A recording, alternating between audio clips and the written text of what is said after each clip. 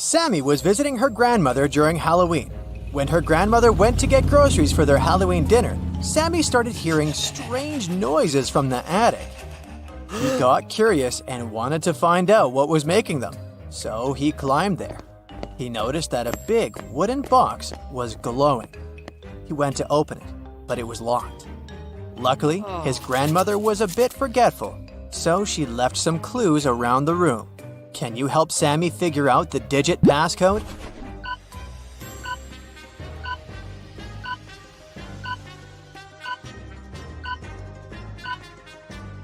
Take a look at these books stacked next to the box. Did you notice that these 4 books have numbers instead of titles on their covers? Those must be the numbers he needs to open the box. So the passcode is 4203. After Sammy opened the box, he started hearing the whispers again. They were coming from the strange book that was in the box. The book was saying, "Open me, but to do that you need to answer the riddle on my cover. In the sun, I dance and play, but in the dark, I fade away. I'm not alive, yet always near. What am I? Can you tell me, dear?"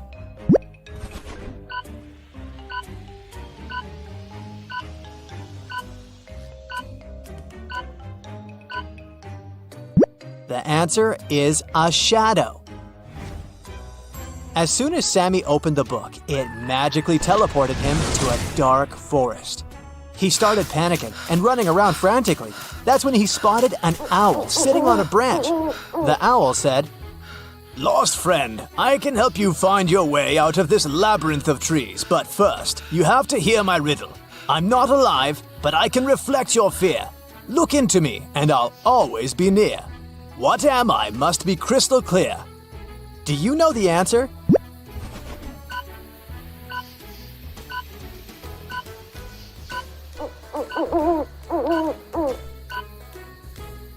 It's a mirror.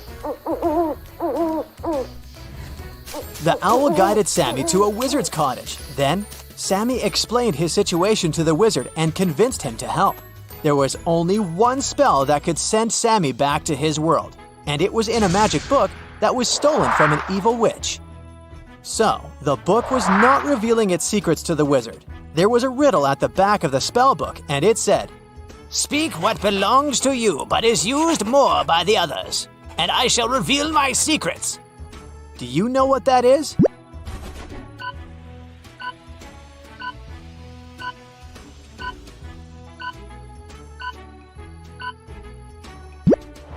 It's your name.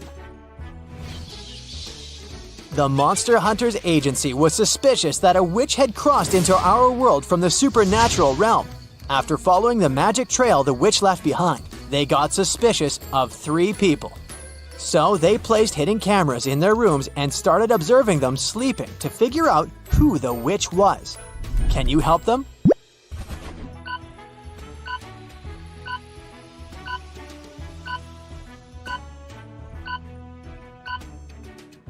Okay, each of these people has something in their rooms that indicates they might be a witch. But take a look at the broom inside the First Lady's bed. But first of all, it's made of plastic. And it also has a label on it, which means it was bought from the store. The Third Lady is wearing a glowing amulet. I admit it looks mysterious, but it's just a toy. So the witch is the lady with the pointed hat peeking out from underneath her pillow. And if that doesn't convince you, her black cat sleeping on the other side of the bed will. Amy's town had an old museum that the residents believed to be haunted. Amy and her friends decided to spend the Halloween night inside the museum to have some spooky fun.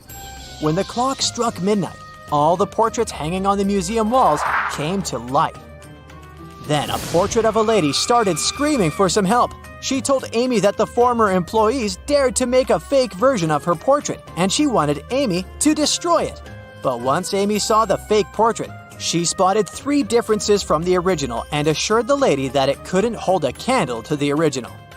Can you spot them too?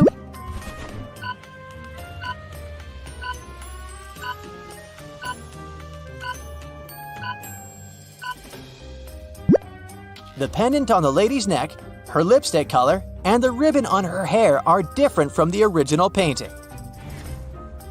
The spooky traveling circus company was going to visit Evelyn's town to put on a Halloween show, and she really wanted to go. But they were only offering a few tickets to the people who could answer their riddle correctly. With fur as dark as the midnight sky, it's often seen as an omen. Oh my! In superstitions, it takes its place. A witch's companion with mystery and grace. Can you tell what this is?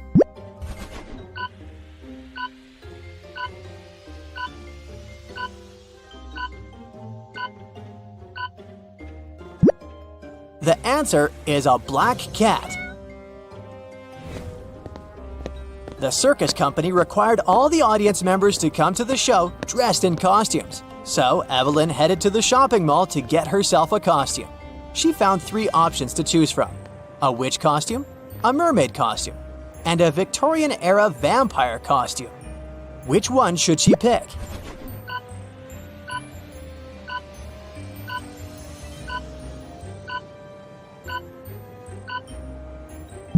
Take a look at the back of the witch costume. It says it's made out of paper, so it'll not be a good idea to wear that.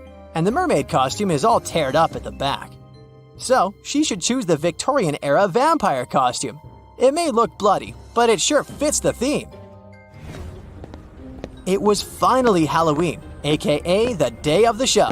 Evelyn headed to the circus tent to wait in line to enter the venue. But 3 strange things among the people caught her eye. Can you spot what they are?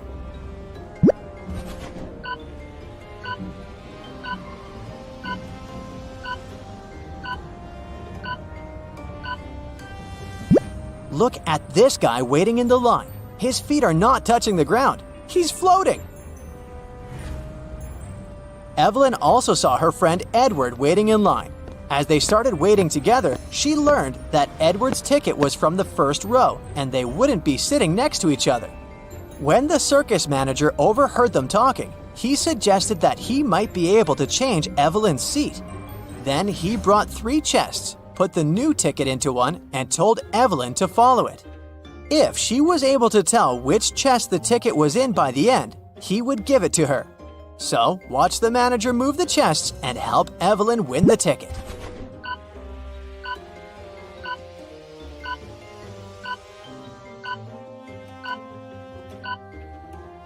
The ticket is in this one. Before the show started, Evelyn and Edward went to the cafeteria to grab some snacks. Take a look at these 3 options. Which one should they get?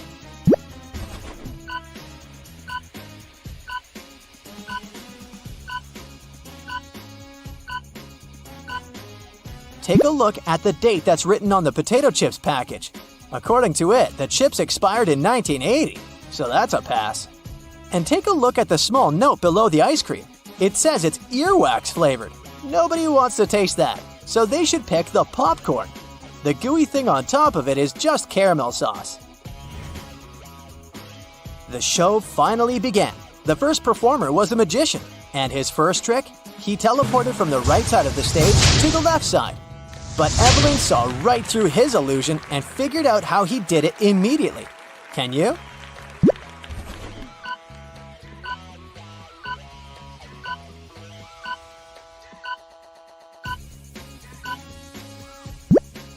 Look behind this curtain. There is a portable projection machine. It sure has something to do with that. As the spooky show continued, Evelyn realized that something was off with some of the performers on the stage. She started suspecting that some of the circus members might not be human after all. Can you tell what made her think so?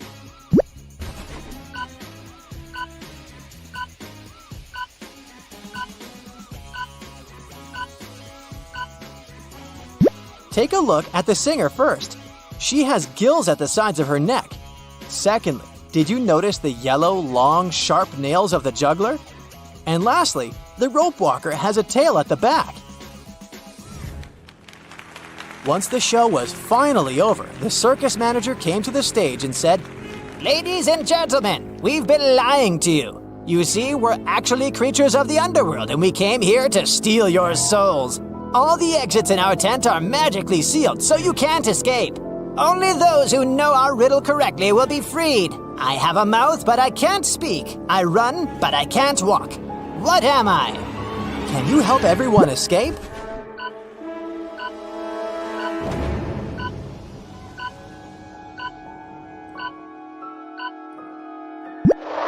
The answer is a river.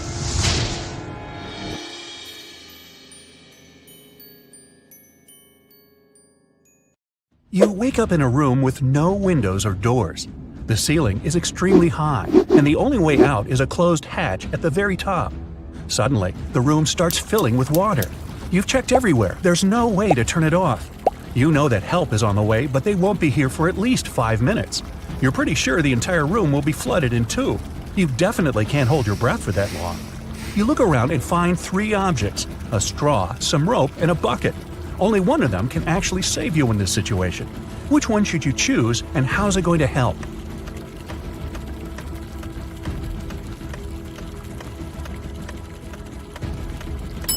You should take the bucket, flip it over, and put your head inside when the water gets to head height. You'll have your very own small air pocket to help you breathe until help arrives. Uh-oh, you're in a building that just caught on fire. You need to escape, but the fire just keeps spreading and spreading. You're feeling dizzy, and the smoke is making it hard to see.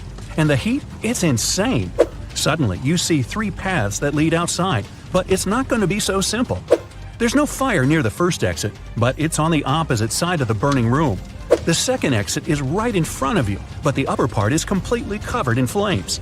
The final exit is through the kitchen. There's shattered glass everywhere, but the flames are barely touching it, and the door is wide open. Which exit should you take?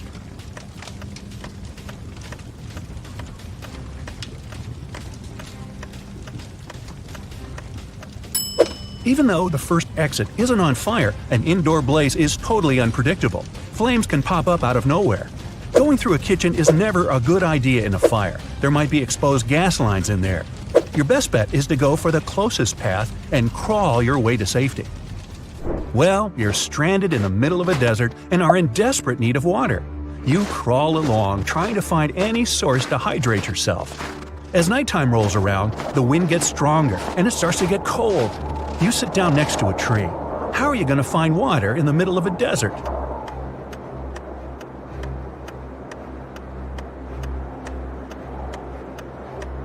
Grab 2 of the largest tree branches you can find, and then rip your outer shirt and stretch it out over them, kind of like a sail. Shove the 2 branches into the sand to anchor them. The water in the atmosphere will get caught on the cloth and drip down for you to collect. Well, you're tied up on some railroad tracks and can't wriggle free. There's a train heading your way, and it doesn't look like it's stopping. Oh well, if you stretch your arms out, you can just reach a lighter, a small pocket razor, and a can of oil. Which can you use to escape?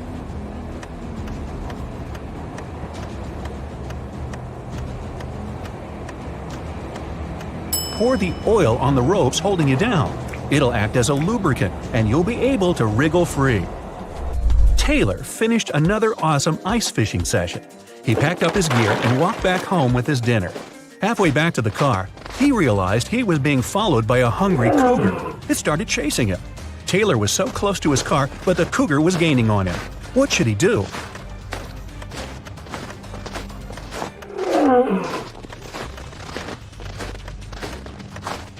He should fling the fish to the side to distract the cougar. Then he should ditch all his gear. It's just slowing him down. That way, he's got a chance of making it to the car before he turns into cougar chow. Well, you find yourself in a pitch-black room. The room is huge and there are many hallways and corridors leading to unknown places. You need to find your way out before the room starts heating up like an oven. You only have 2 minutes. You can feel some pipes on the wall but nothing else. How can you save yourself?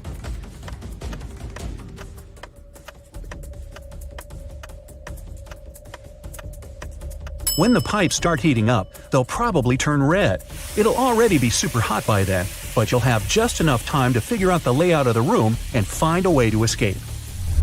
Angela decided to go for a nice walk in the forest. About an hour in, she tripped and spilled all her water. No problem. Right in front of her was a tiny lake, and close by a small stream and a cactus. Which one should you use to get herself a refreshing drink of water?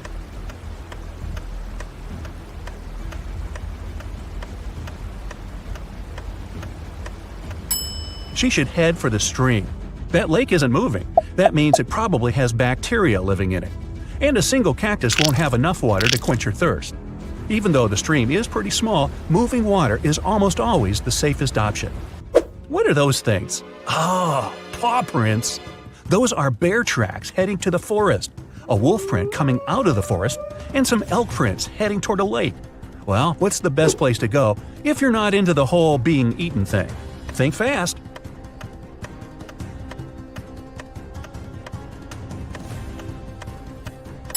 The bear going into the forest probably scared that large dog off. Oh, you thought those were wolf prints? Not likely. Wolves mostly travel in packs. The bear is most likely chasing the elk, so they'll both end up at the lake. That means the forest's safe for now. You're stuck in a well in a small village, and the water's already up to your knees. There's a rope leading to the mouth of the well, but it's definitely not strong enough to hold you. You look around and find a bucket, some clothing, and a lighter. How do you escape?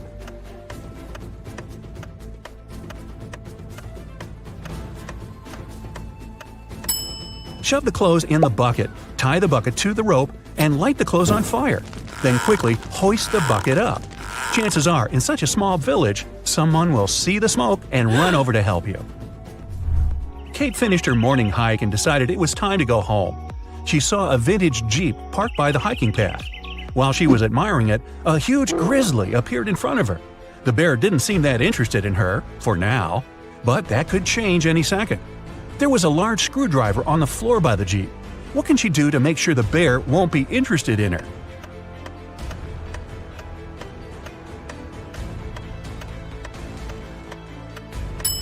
She can puncture the gas tank with the screwdriver and douse herself in gasoline. That way, the bear wouldn't be so interested in her scent. Eric was out camping and he needed some light to see in the dark. He reached into his tent, but his flashlight wasn't working for some reason, and his phone only had 10% battery. He looked around and saw a bottle of water, an empty sandwich bag, his hiking boots, and a pillow. What can he do to make more light?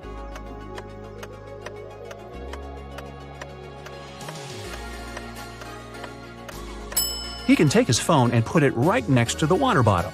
The water inside the bottle will diffuse the light, making it much brighter. Adrian and Jack went rock climbing all day, then realized it was time to head home. After a long walk through the woods trying to get to their car, they realized they were totally lost. They'd never been in these woods before. They didn't have a clue what to do. What's worse, Jack collapsed from exhaustion and couldn't take another step. Adrian tried to lift him up, but Jack was too heavy. Night was approaching. He tried to call for help, but neither phone had any signal. His only choice was to venture out and seek help. He checked both gear bags and found a small pick hammer, some ropes, some sturdy locks, and a harness. What should he do?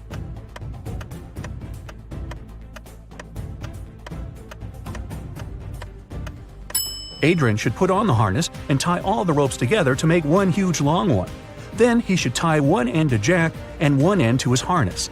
That way, if he got lost in the woods, he'd be able to find his way back to Jack. That's one long rope. Nora's family was out for the day, and she was going to surprise them all with a triple chocolate raspberry cake. Right after plugging in her mixer, she heard a small pop, a fizz, then the electricity shorted out, and her precious mixer broke out in flames. Her phone was in the other room. Quick, help her. She's got to stop the flames from getting worse while she sprints over to get her phone and call for help. What should she do?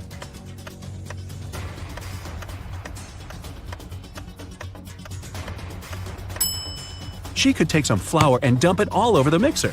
It'll tame the fire and buy her enough time to call for help. Roy went out for a small walk in the forest right behind his house. He was having a great time, chucking stones at trees and thump. He launched the stone right into a beehive.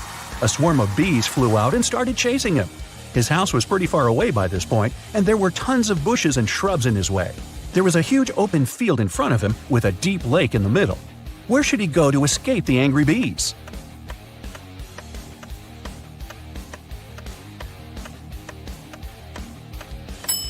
Jumping into the water to escape from a swarm of bees doesn't work.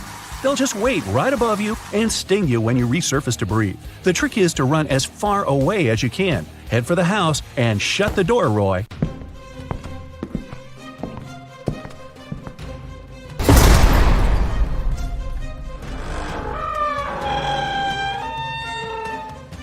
Hey Sherlock, I've got a job for you.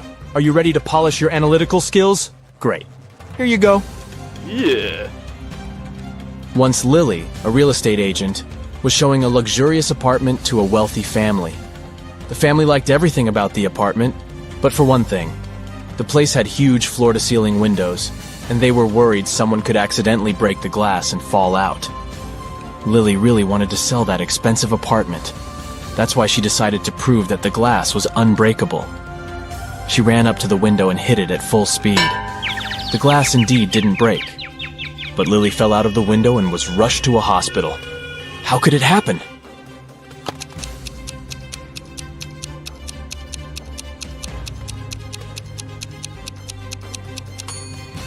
The glass didn't break, it simply popped out of its frame. One day, Detective Morris decided to have a walk in the park. In the middle of his stroll, he got a call from his assistant. It turned out that a huge pile of plastic on the outskirts of the city had disappeared overnight. The detective rushed there, and guess what? The information was true. But the most bizarre thing? There were no tire tracks or any other marks around the place. But then, how could the thief transport so much plastic without using a vehicle? Suddenly, Detective Morris noticed some weird footmarks. Can you help the man understand who they belong to?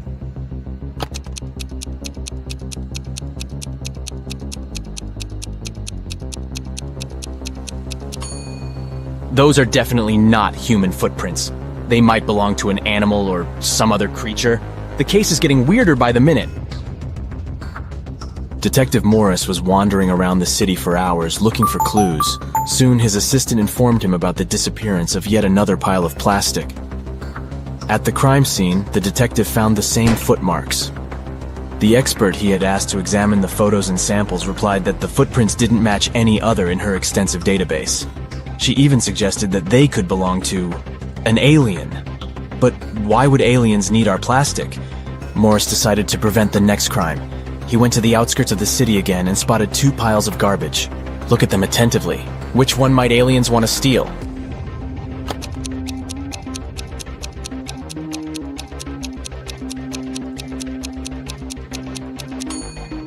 They will definitely go for the pile on the left. There's too much stuff made of iron in the right pile, but aliens are after plastic, so pile on the left it is. Detective Morris decided to catch the aliens red-handed. In an hour or so, the man noticed a spaceship landing not far from the piles of trash. An alien climbed out of the spaceship and transported the pile that contained plastic into the ship. Detective Morris was shocked, but there was no time for panicking. A small door was open in the side of the spaceship. He sneaked inside. He only had some time to look around when a siren started blaring. Oh no! Are they gonna take off? The man rushed back to the door, but it was already locked. Luckily, Morris noticed a math equation on the door. It looked as if it was made out of matchsticks. 5 + 7 = 2. But the answer was wrong. By trial and error, the detective understood he could only move one matchstick to make the equation correct. How can he do it?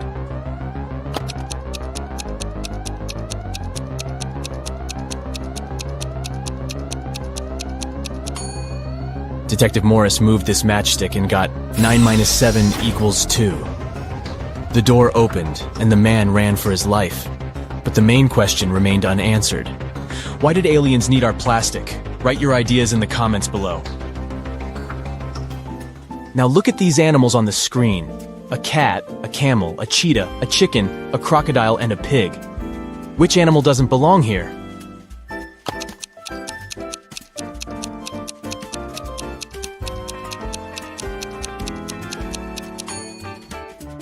The pig is the odd one out. It's the only animal whose name doesn't start with the letter C. Did you get it? Nice job! Look at these 6 glasses. The first 3 are filled with water, while the other 3 are empty. How can you arrange them so that they alternate in a full empty full pattern if you can only move one glass?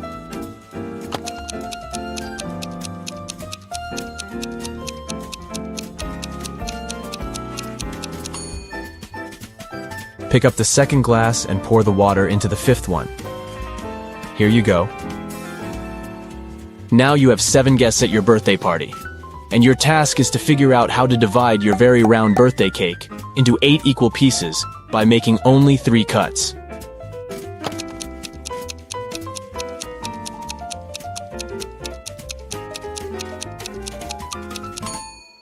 First of all, you need to cut your cake vertically in the middle of the cake to divide it into 2 equal pieces. Repeat the same process, but this time, make a horizontal cut. Now you've got 4 slices. And the final third cut should go laterally across the cake. Voila! You've got 8 equal slices. Look at these bottom lines and try to figure out which of them is the continuation of the top one.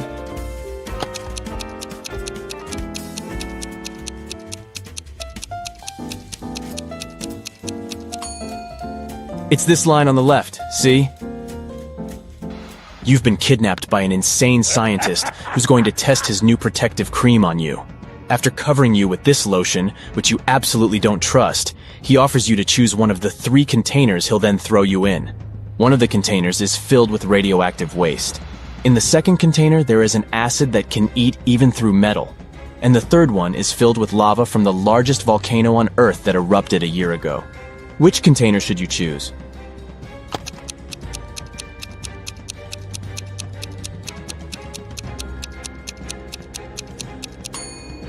Pick the container with lava. If the volcano erupted a year ago, the lava must be already solid. Look at these prisoners. Can you figure out who came from the future?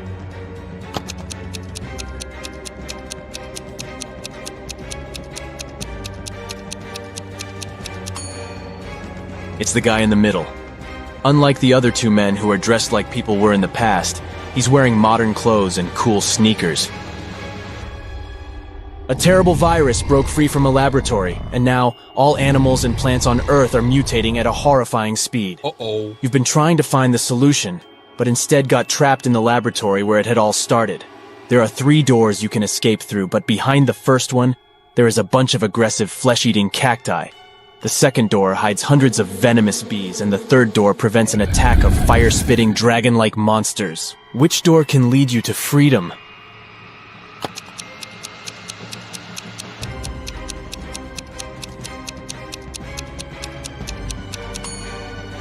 You can get out of there alive if you choose the first door. Even though the cacti eat flesh, they're still plants and can't move, so you can easily get around them. You're trapped in a room that's steadily getting filled with water coming from a tap in the wall. There are no windows in the room and the door is blocked. You have a mop and a big bucket. What can you do to survive? Yep, you don't have any options in this riddle, so think of your own way to get out of this situation.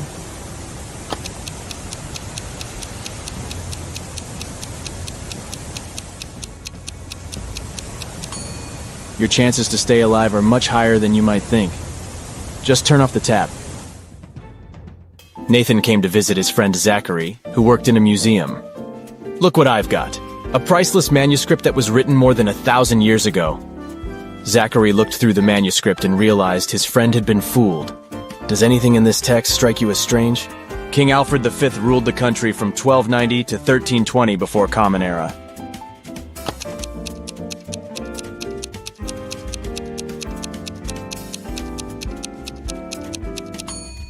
If we talk about the dates before the Common Era, they should be in reverse order. The original text would read, King Alfred V ruled the country from 1320 to 1290 before Common Era. A villain has caught you, and now he lets you choose in which cage he will keep you. You can get out of the cage only through the lid in its ceiling. But on top of the first cage, there is a nest of venomous snakes. Boiling water is on top of the second cage. And on top of the third cage, there is a hungry lion. Which cage should you pick to be able to escape when the villain falls asleep?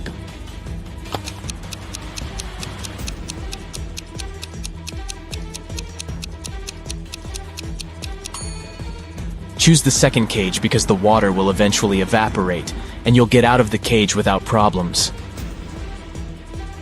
You're locked in a small room without windows and just one door. To get out of there, you need to crack this riddle. 1, 2, 3 equals 5, 3, 2, 1 equals 9, 2, 1, 1 equals 4, 1, 1, 2 equals 3, 1, 3, 2 equals... How fast can you get out of the locked room?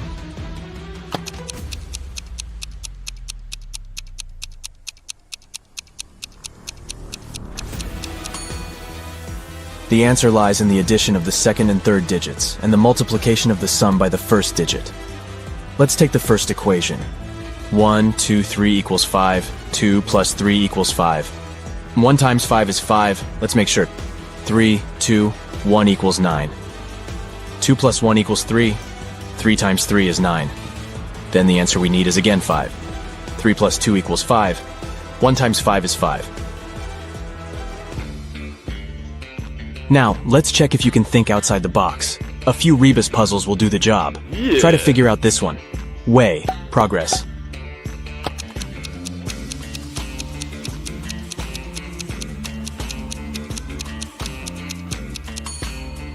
It means progress underway. How about this one? Noon. Good.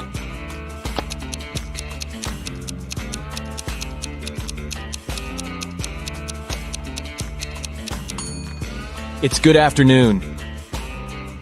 Pay attention to the arrangement of the letters. C, L, E, A, N. Do you think you can figure it out?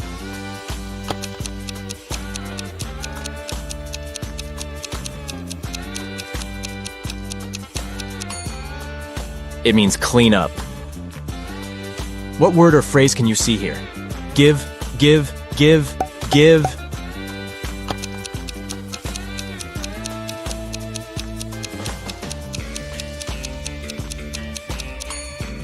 It stands for forgive. Concentrate. I believe you can crack this puzzle. 1N, 3N, 5N, 7N.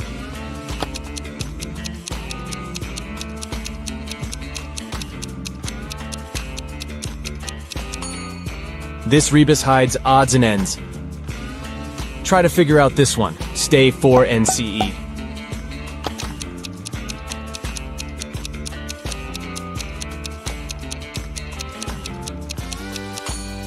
It's for instance. Great job! Mr. Carter, a rich man who collected antiques, asked Detective Morris to visit him. When the detective arrived, the collector said, "I've just got a precious statuette, but I need to go away on business for a week, and I'm afraid someone will break into my house." Of course, the statuette is insured, but still. Detective Morris had some other urgent things to do, but he promised to come back in the evening to figure out the solution. But when he arrived several hours later, Mr. Carter was in despair. I drove my sister to the doctor and was away for an hour or so. But when I came back, the statuette was gone. Detective Morris didn't believe the collector. Why?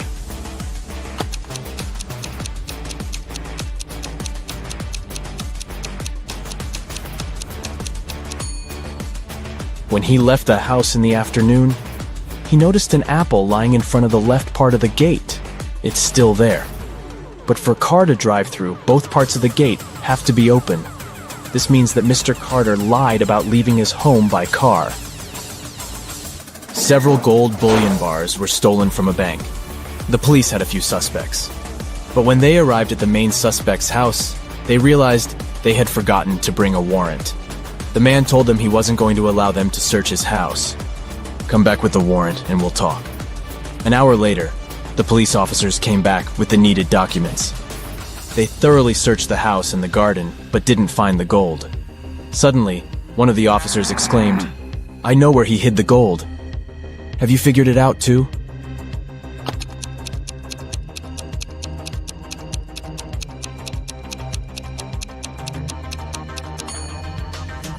The gold is in the swimming pool.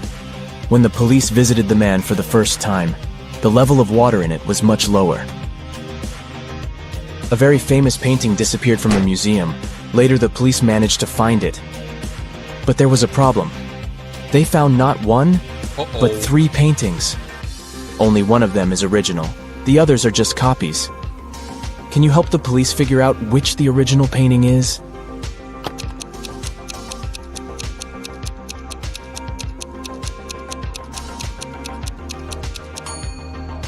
It's the one with the brown frame.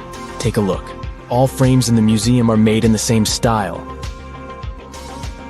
You've got accepted to the best school of witchcraft and wizardry.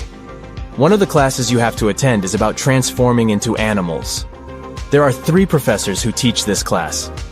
Each of them specializes in transforming into a certain animal. Look at your professors and try to figure out what kind of animal each of them turns into.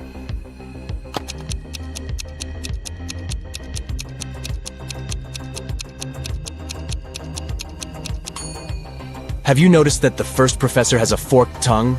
He must transform into a snake. The second professor has a lion's tail.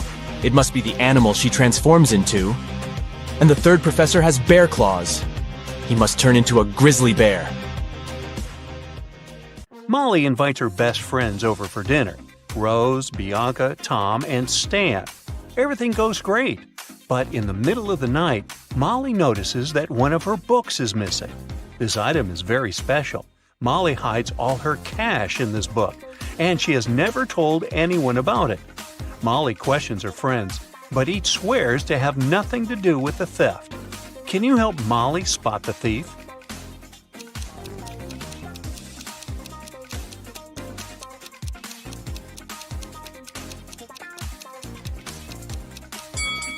It's Tom. He's sitting on the stolen book.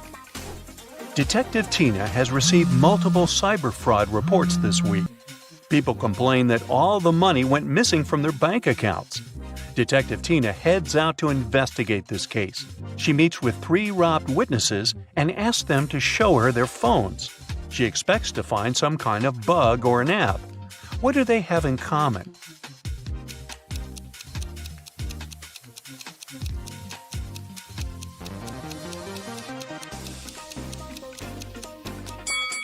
All of them have the same app. Bella is visiting India. She leaves her bags in the hotel and goes to explore the local market. Suddenly, a stranger approaches her and offers to buy some gifts. "Madame, I inherited these treasures from my ancestors. They're thousands of years old." Bella gets very excited. She loves rare souvenirs. Bella studies these items carefully and gets furious. "You're a fraud!" How did she know?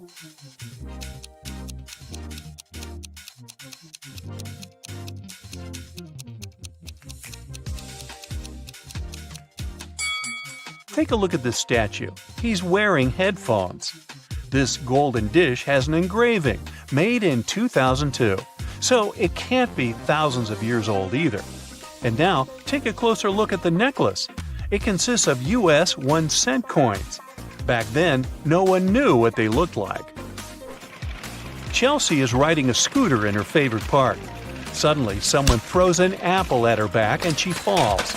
Chelsea looks around and finds 3 suspects. She decides to question them. Glenda says, "I was just feeding this cute little squirrel and taking pictures."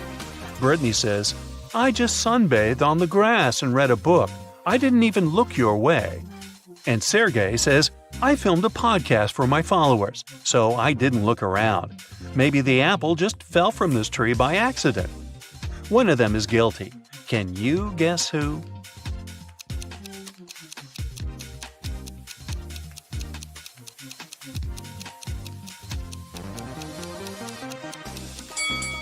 Chelsea got hit by a red apple with a yellow price tag. But the apple tree, mentioned by Sergey, only has green apples. Meanwhile, Brittany has a bunch of red apples in her bag, and they have similar yellow tags. Uh-oh, busted. Will goes to the restaurant with his friends, Mike, Crystal, and Alex. He orders his favorite cheesecake. He grabs and eats 1 strawberry from the top of the cake and then remembers, "Oh no, I didn't wash my hands. Can you guys please look after my dessert?" After a while, he returns and finds out that his plate is missing. Will questions his friends. Mike says, "Sorry, I received an urgent call from work and went outside." Crystal said, "Your cake looks so delicious that I ordered my own. I didn't see what happened because I also went to wash my hands." And Alex says, "Sorry, I left the table to get this lady's number. I think she's my soulmate." Who took Will's cake?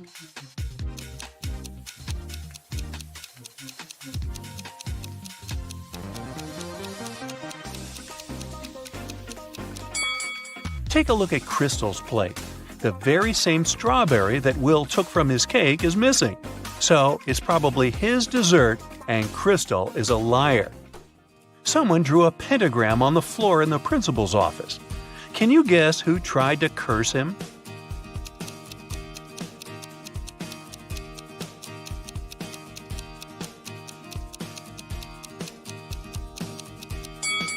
It's the janitor. There's a paint stain on his uniform, and similar symbols can be found on his cap. A pop group is traveling by high-speed train. They're going to a big concert in another country. Everything is going great, but suddenly the lights go out. Someone's moving around in the dark, and everyone hears a woman screaming. Finally, the lights turn on again, but one of the singers, Kelly, is missing. The local conductor finds her phone on the floor and questions the witnesses. Jill says, "I was at the other end of the car, and then it got so dark. I don't know what happened." Sam says, "Kelly was next to me. We talked, and then she disappeared." And Paul says, "I felt sick, so I sat down and closed my eyes. I heard something, but I didn't see anything." Who's lying?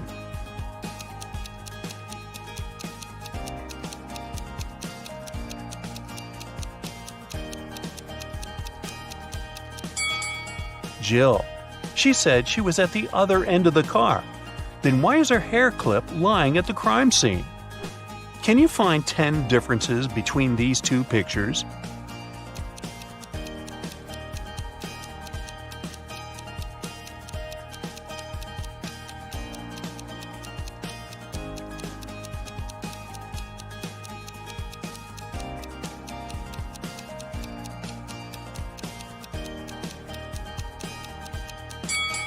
Ready to see the answers? Here they are. What about these cute little plants? Can you see 10 differences between the two pictures?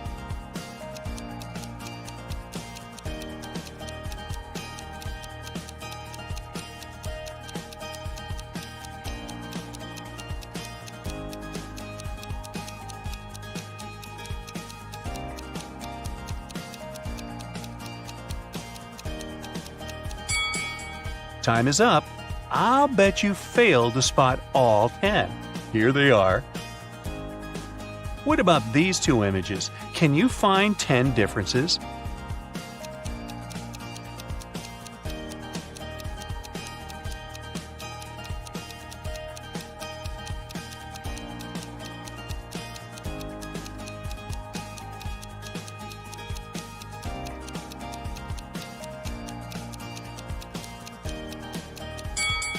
Let's take a look at the answer.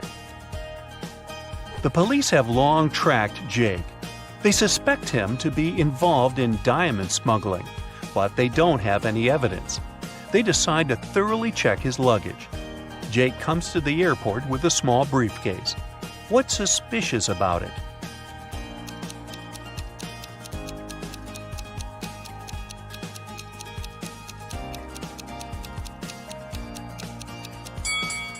He uses an electric razor. Why does he need any shaving cream? The diamonds must be inside the tube. Billy takes his family to a safari park. Can you spot anything odd?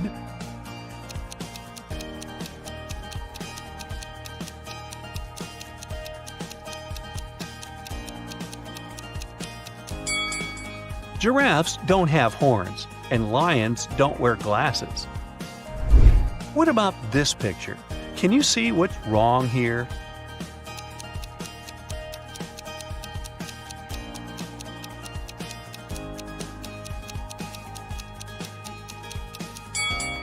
This flamingo is wearing fancy shoes, and the elephant has 5 legs. Oh my. Can you find the fastest tap by eye?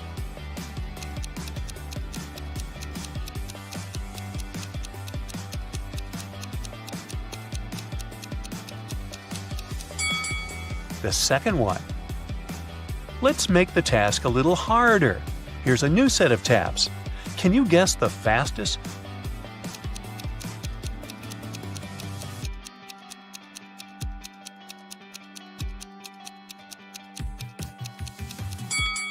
The first one. Which runner will score the goal?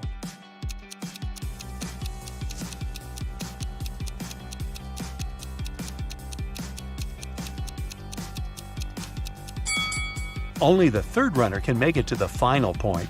Here's the route he should choose. Can you find these 5 items in this picture?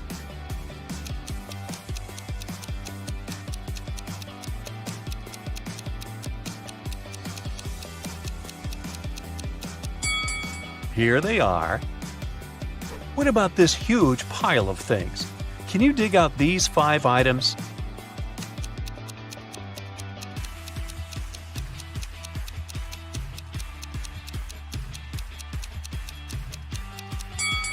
Ready to see the answer? Over here. Can you find the right piece?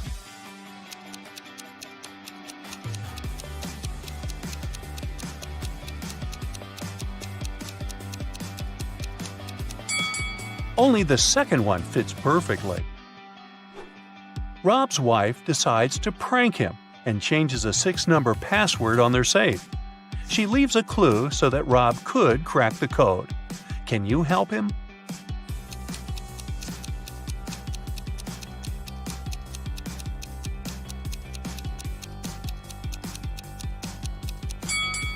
Take a closer look at the hint.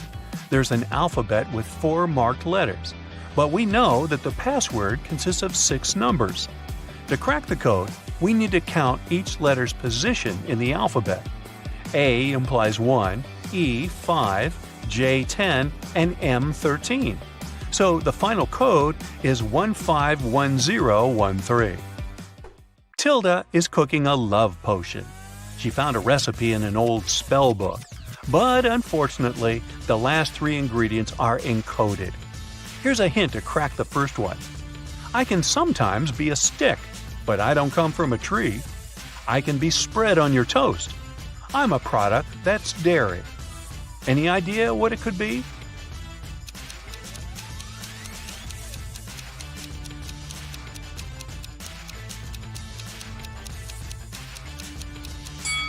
Butter. Or as they say in Brooklyn, butter. Here's a hint for a second ingredient. I can be small, I can be huge, and very hard to snatch. Carve me out, put in a candle, and light it with a match. What is it?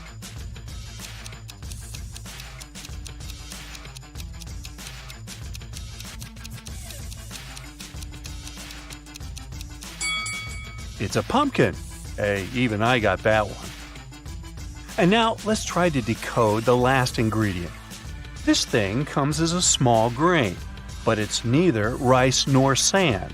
It's often used when cooking, so that food doesn't taste bland. What might it be?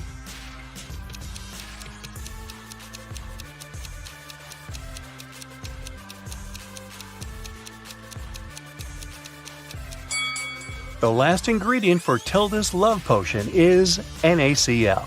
Oops, I meant salt. Lily gets an invitation to a wedding party. She comes along and sees 3 weird things right away. Can you spot them too?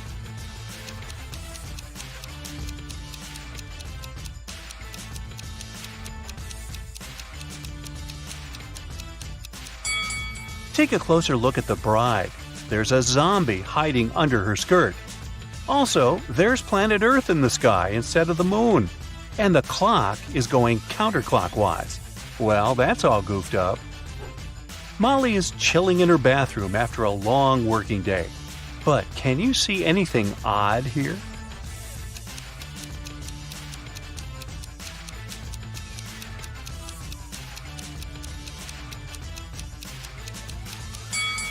She's using a burger instead of a regular sponge. You want fries with that? A dog show competition is taking place in the town. A golden retriever named Toby wins gold. But after the contest, a janitor finds Toby lying unconscious backstage. Detective Tina arrives at the crime scene in 15 minutes. She asks the suspects just one question. What were you doing within the last 15 minutes? Harry, the owner of the rival golden retriever, says, I was brushing my dog. I wanted him to shine like a diamond at the contest. Sandra, the local photographer, says, I was taking pictures of the dogs and their owners. Mr. Frank, the judge, says, I was talking to the reporters. And the janitor, Frank, says, I found Toby and called 911 right away. And then I just left him with his owner and went to clean the toilets. Who's lying?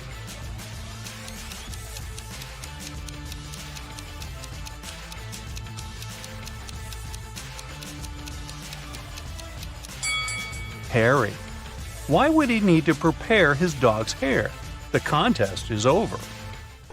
Lisa breaks her nail and goes to a beauty salon to fix it. There, she meets 3 manicurists. One of them is an imposter. Can you guess who?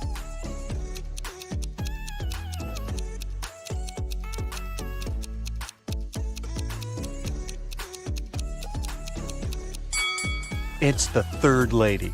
She's using a teaspoon instead of the regular manicure tools. Just another ordinary day in the office. But wait a minute. Can you see anything odd?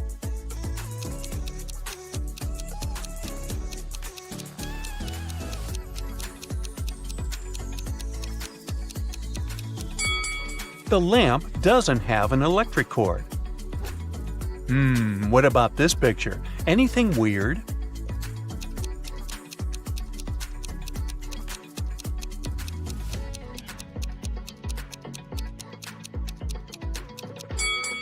This businessman is holding an artist's brush.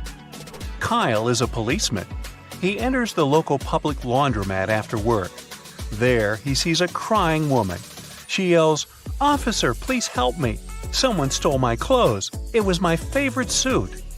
Kyle interrogates 3 suspects among the clients.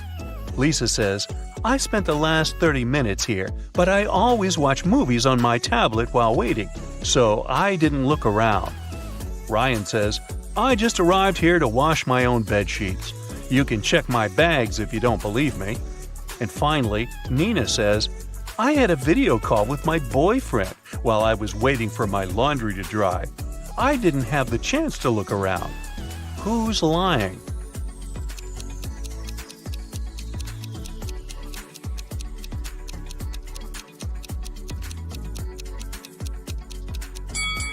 Lisa. Take a closer look. Her tablet is broken and shut down, so she couldn't have been watching a movie. Can you spot any ghosts in this picture?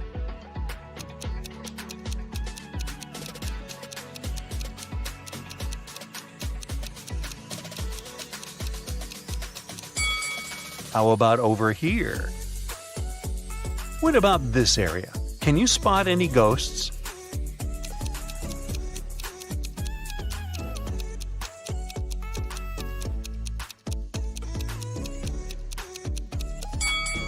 Hello? Peter is a famous travel blogger. He gets an invitation to visit the fanciest secret beach in the world. But the map has a twist. Can you help Peter choose the right route?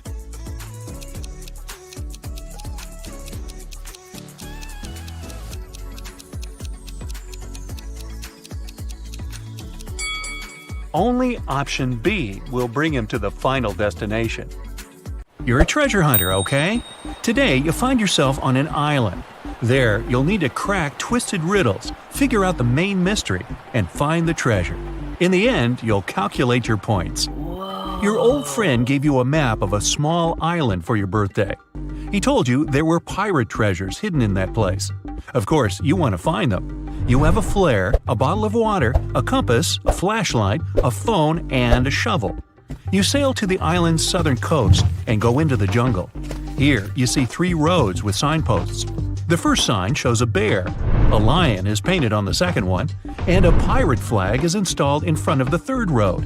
Which way should you follow?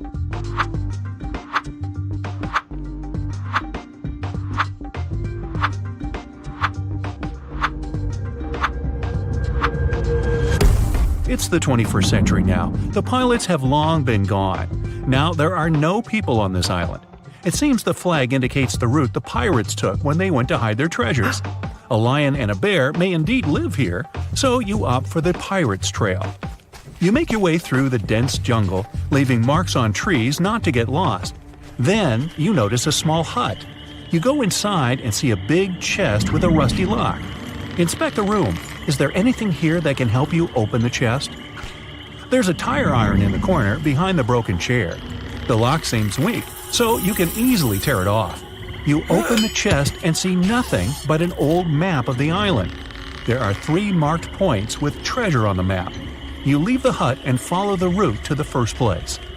You find the wreckage of an old wooden ship. You wander over its deck. Suddenly, the boards crack under your feet, the floor breaks, and you fall into the hole. It's dark and cold here. You turn on your flashlight and see a chest. You touch it and hear a growl. A zombie pirate is slowly coming towards you. After a second, you realize there's nothing to be afraid of. Why so?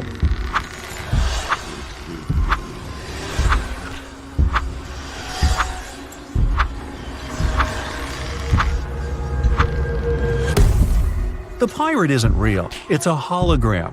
Behind it, a small projector is installed. It creates this digital zombie pirate. You pass through the hologram and open the old chest. There are precious stones inside. You put them in your pockets, get out of the ship, and look at the diamonds. You understand they're fake and made of plastic. You open the map and cross out the dot with the first treasure. Now you go to the second chest. Along the way, you continue to mark trees. You hear some hissing sound nearby. It's a snake. You don't know if it's venomous or not. It raises its head and looks at you. What will you do?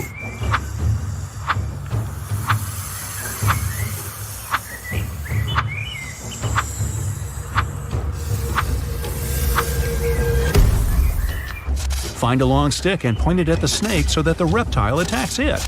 Move to a safe distance and wait for the snake to crawl away. Hiss back loudly to scare the reptile off. You need to step back slowly not to provoke the snake. Now, when you're at a safe distance, just go around and continue on your way. The map leads you to a mountain cave. It's very dark and damp inside. You take out a flashlight, but it doesn't work. The battery has run out. You go into the jungle to make a torch out of twigs and leaves, but at that moment, it starts to rain. Look carefully at the cave entrance and think about how you can light it up.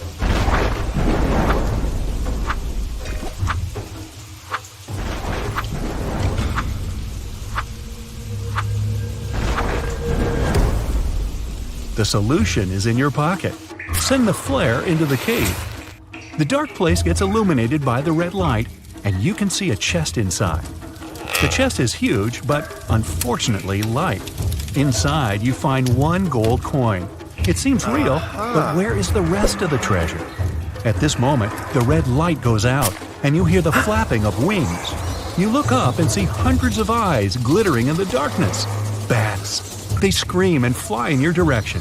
You don't have time to run out of the cave, and there are no more flares. What are you gonna do?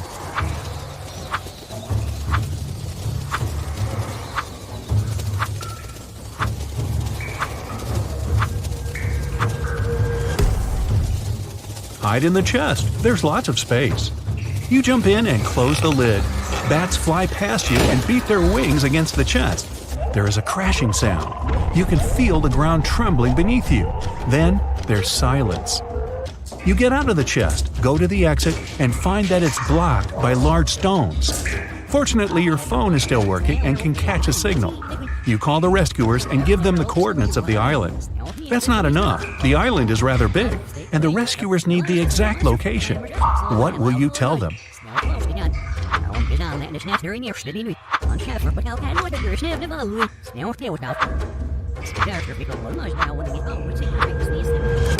You went into the jungle in the southern part of the island and left lots of marks on the trees. Rescuers can find you with their help. That's all. Now you just have to wait. A few hours pass. You've drunk all the water and fallen asleep. The rays of the sun wake you up. Someone has removed the stones and cleared the exit. But who did this? Rescuers or someone else? You cross out the second place on the map and head to the last treasure point. You make your way through the jungle and notice a grizzly bear nearby. It sees you too and stands up on its hind legs. The beast looks extremely unfriendly. You scream to scare the animal away, but it's not working. What shall you do?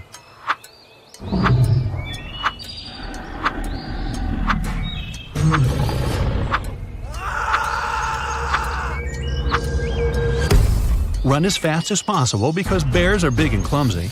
Climb the nearest tree and sit there until the bear leaves. Lie on the ground in the fetal position and don't move. Bears run fast, so it'll easily catch you. They can also climb trees, so lie down on the ground and freeze. The bear sniffs at you for a few minutes, then walks away.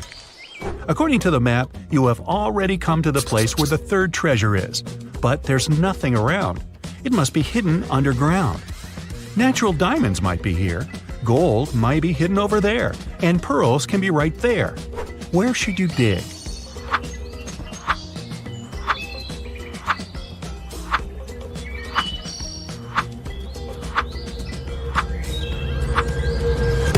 You have already found plastic diamonds. Maybe the ones hidden here are fake too. Also, real diamonds are mined deep underground in rocks. Natural pearls are found on the seafloor. They can't be here. You need to dig the spot with the gold. You take out a shovel and dig for a few hours. You open the chest and put all the gold coins in the bag. Now you need to get to your boat quickly. Night falls. On the way, you meet pirates. They have sabers, parrots, and eye patches. They want to catch you and take away the gold. You understand that they are not real pirates, but just pretend to be them. How did you know that?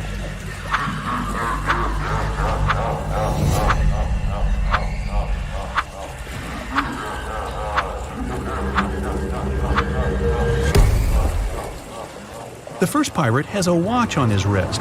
The second pirate is wearing sneakers. The third pirate holds a sword. There's a price tag on the sword handle. You've exposed the pirates, but they're still going to steal the gold. You run away to hide. You see 3 tall trees. Which one should you climb?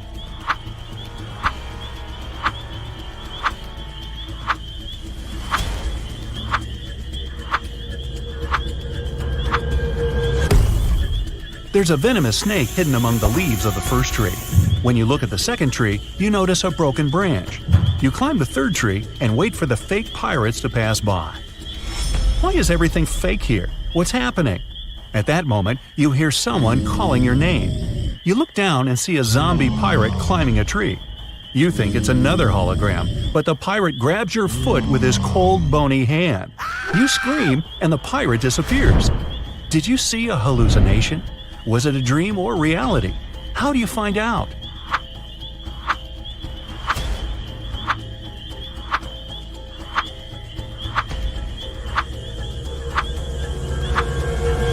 The pirate was a dream. It was night when you climbed the tree. It's morning now. You've been sleeping on the branch all this time. You get down and go to the boat you used to come here. It's located in the southern part of the island, and you realize you're lost. Because of the fake pirates, you missed your turn. But now, how can you find out where the south is?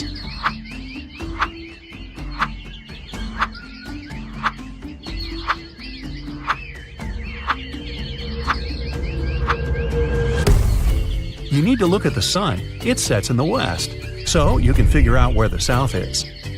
Focus on the moss. It grows on the north side of the tree.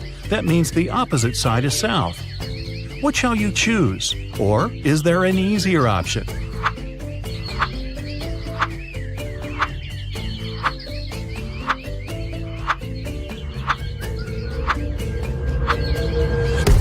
You have a compass, remember?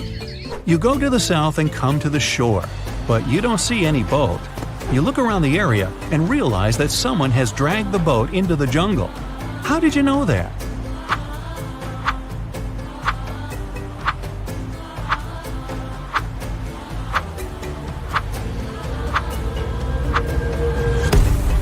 There were human footprints and a long trench left by the boat in the sand. Someone was pushing it. You follow the trail and find the boat. It's hidden among the leaves and bushes. But you don't rush to get it because it's a trap. Why do you think so?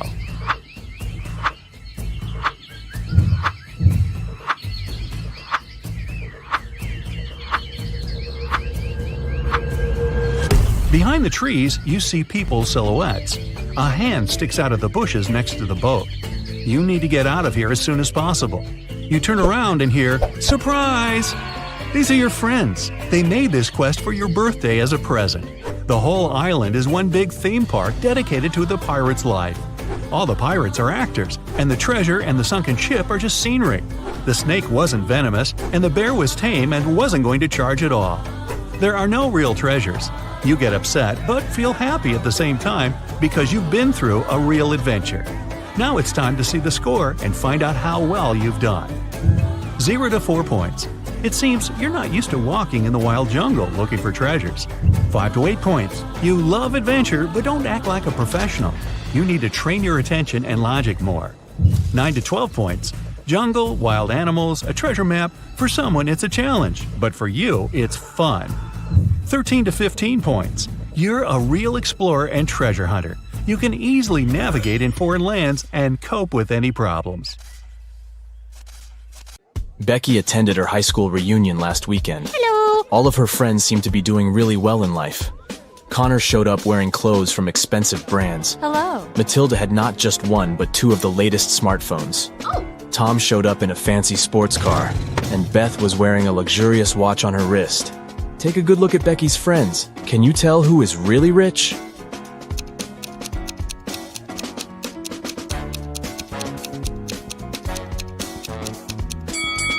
Well, let's see. If you look closely, Connor didn't take off the tags from his clothes. This probably means that he's planning on returning them after the reunion. Yeah. Matilda's phones are fake. Look at the label. It's just a copy of the original brand. Ah.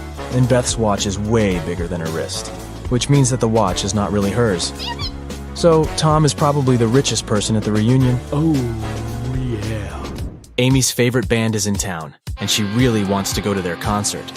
She asks her stepmother if she can go, but she says she will only allow Amy to go if she does a series of things for her.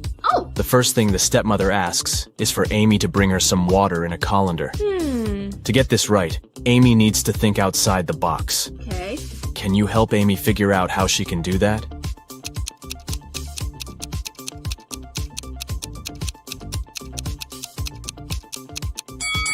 Amy needs to freeze some water and put the cubes in the colander. Yeah. Technically, frozen water is still water, right? Next, her stepmother asks Amy to pick out the perfect evening dress for her. Amy walks into her stepmother's closet, and there are 3 dresses, a red, a green, and a blue. Take a look at the picture. Which dress should Amy choose?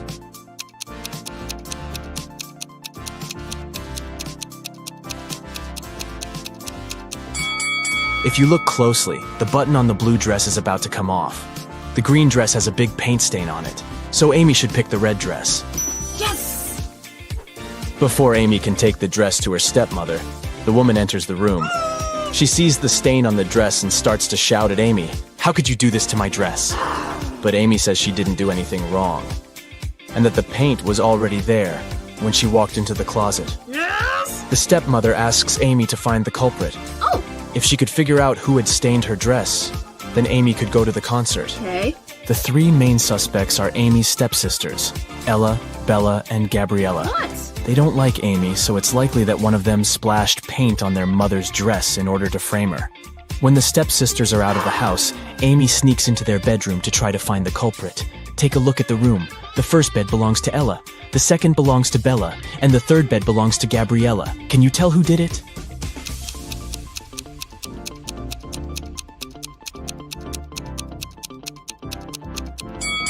It was Gabriella. Her bed is the third one on the left.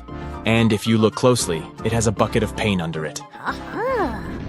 Emily and Barbara are getting ready for a girls' night out. Yes. They are putting on makeup and getting their hair done. They have pretty similar tastes, and their things look pretty much the same. But one of them has more money than the other. Oh. Looking at the image, can you tell which one has the more expensive stuff?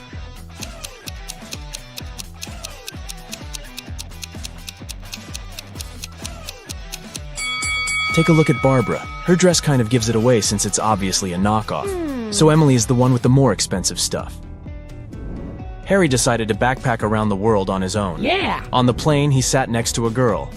He asked her where she was from. Yes. But instead of answering, she showed him 2 emojis on her cell phone. Oh. Take a look at the image. Can you tell which country the girl is from?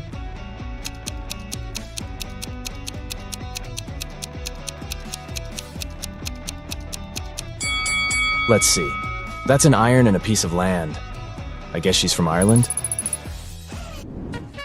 As soon as Harry landed in Paris, he went strolling along the streets to find a place to stay.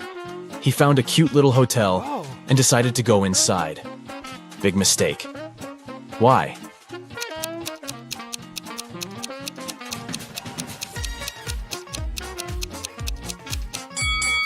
Take a look at the window on the last floor.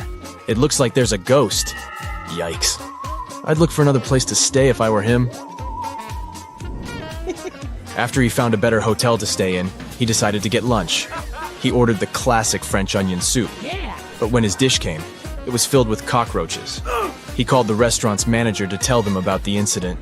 The manager said, "This is unacceptable. I will find the person who did this and fire them immediately."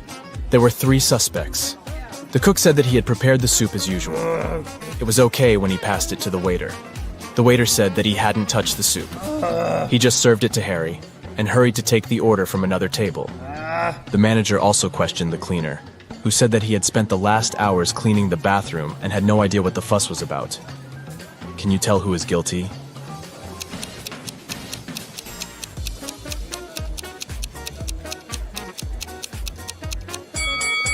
No one. Look at the ventilation system. It's full of roaches. They must have crawled out of it and fallen into Harry's soup. Yikes.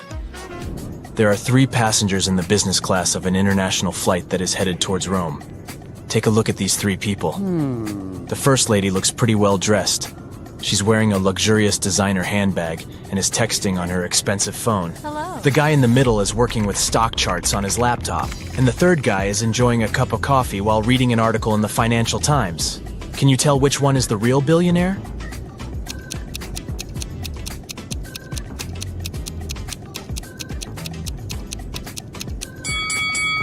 Let's see.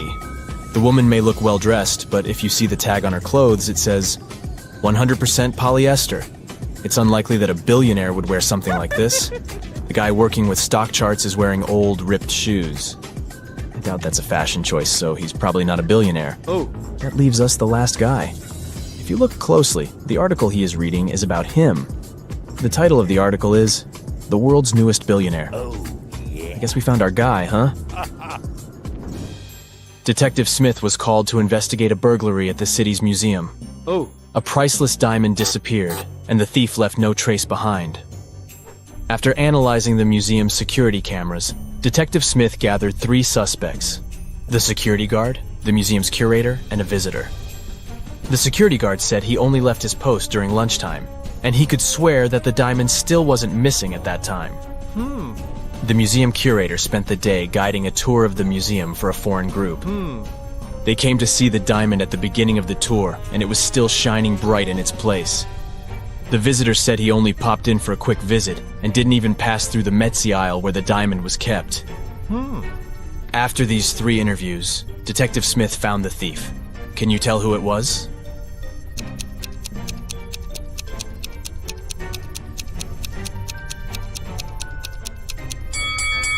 It was the visitor. First of all, he knew the exact location of the diamond inside the museum. Plus, take a look at that string he's fiddling with in his left hand. Detective Smith pulled it from under his sleeve and voila, the diamond was attached to it. I guess he didn't have time to go home and get rid of the diamond, huh? Julie and her friends decided to spend the weekend at a cabin in the woods. They arrived on Friday evening and spent the night playing board games and telling spooky stories. When they woke up on Saturday morning, they found that someone had stolen all their food supply. The door's glass was shattered, but other than that, there were no signs of who could have done it. So the group decided to search the surrounding woods to see if they could find the culprit. Take a good look at the scene the group stumbled upon and see if you can find out who took their food.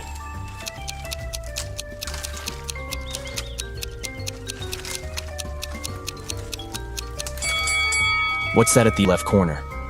Those look like bear footprints, huh? And not just one, but rather an entire family of bears. Oh, and they even left an Oreo wrapper on the ground as evidence. Yep, these grizzlies were the culprits for sure. Atlas woke up in the attic of an abandoned house. He tried to find a way out of the house, but all he could find was a room with 3 doors. Each door hid a different danger. The windows and floor behind the first door were made entirely of magnifying glass, which meant that the sunlight would probably burn him if he entered. The second door hid a room full of poisonous gas. and behind the third door was a hungry lion. What should Atlas do to escape?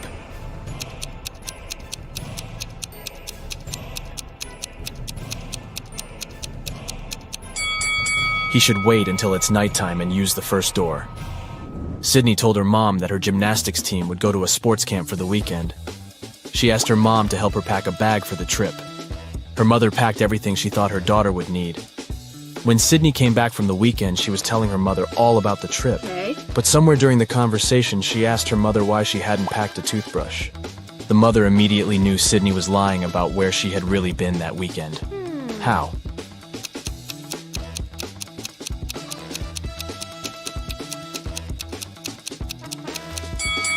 Because Sydney's mother did pack a toothbrush, but she put it under Sydney's gymnastics clothes. If Sydney had really gone camping, she would have used the clothes and found the toothbrush. Kimberly discovered 3 bags in an old attic along with a note.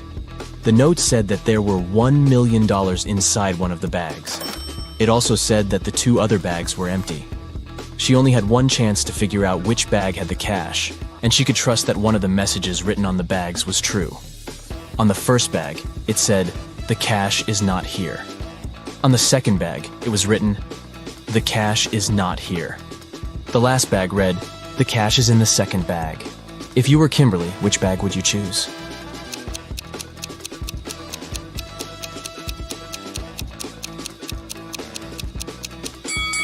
You should choose the first bag. If only one of the clues is true, then the money is in the first bag. The police have been after Mr. Burke for many years, trying to prove he's involved in illicit activities, but they never managed to catch him. One day, Detective Lawrence decided to make a surprise visit to Mr. Burke's office. As soon as the detective arrived, Mr. Burke's secretary said he was away on a business trip. The detective asked to see Mr. Burke's office and took a picture of it, but he wasn't allowed to touch anything without a warrant. So, Detective Lawrence went back to the station and got a warrant. When he returned to Mr. Burke's office, he noticed someone had been in there. Take a look at both pictures and try to find out what Detective Lawrence saw.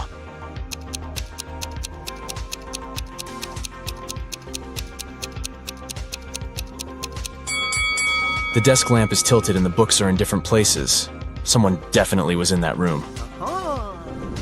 Detective Lawrence decided to search Mr. Burke's entire office. In one room, he found there were footprints up until the middle of the room, and then they disappeared. The only window of the room was open. "Oh no!" Detective Lawrence shouted. "I can't believe he escaped again." He took a picture of the room and took it to the police station. At the station, he showed the picture to the other detectives, and one of them said he had cracked the case. Take a look at the picture. How did the detective solve the case?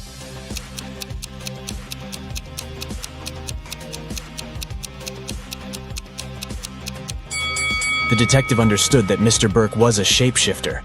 This explains why the footprints didn't reach the window.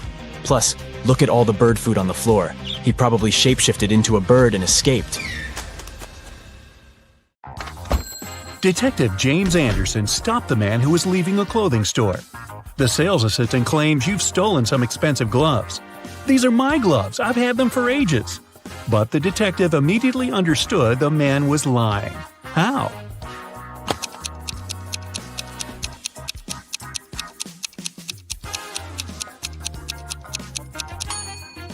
The man wouldn't be able to use these gloves. They are both for the same hand. A phone call woke Detective Anderson early in the morning. "My house has been burgled," Mr. Harrison shouted. When James arrived at the man's house, he heard the following story. "While I was away on business, my neighbor Adam was looking after my house. That's when Adam decided to chip in. I heard some noise coming from Mr. Harrison's house yesterday. I came up to the window to check if everything was okay. It was very cold, and the window was completely frozen. I breathed on the glass to unfreeze it a bit and saw that everything inside was in a mess. I immediately called Mr. Harrison." "And now," Detective Anderson said, "tell us where the stuff you stole from your neighbor is." How did James understand Adam was guilty?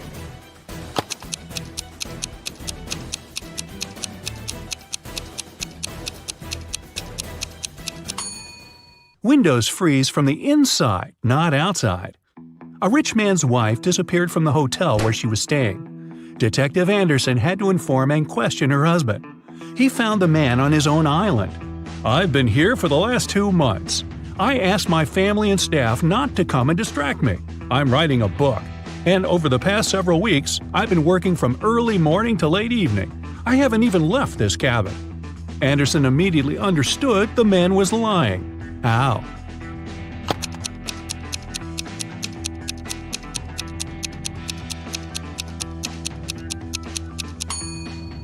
There's only a thick notebook and a pen on the man's desk. If he had been writing as much as he claimed, the ink would have finished long ago. Mr. Dillon sold beautiful rare vases. There were dozens of them on the shelves of his store. One day, the man called the police. When they arrived, the owner had his head bandaged. His store was a mess. "These guys ran into my store and grabbed the money and the most expensive vases. Then they hit me on the head and I blacked out." Detective Anderson immediately understood that Mr. Dillon was lying to get the insurance money. How did they figure it out?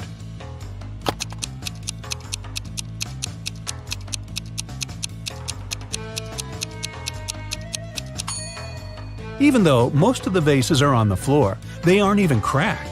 But if the vases had fallen down from the shelves during the robbery, they would have been shattered. Janet called the police. "I was crossing the road when a car almost ran me down. I fell down and hit my head." When the police officers arrived at the place of the accident, Janet showed them the car that, as she thought, had almost hit her. The driver arrived at that moment. He denied doing it. Detective Anderson asked Janet to calm down. It really wasn't the car they needed to look for. How did he understand it?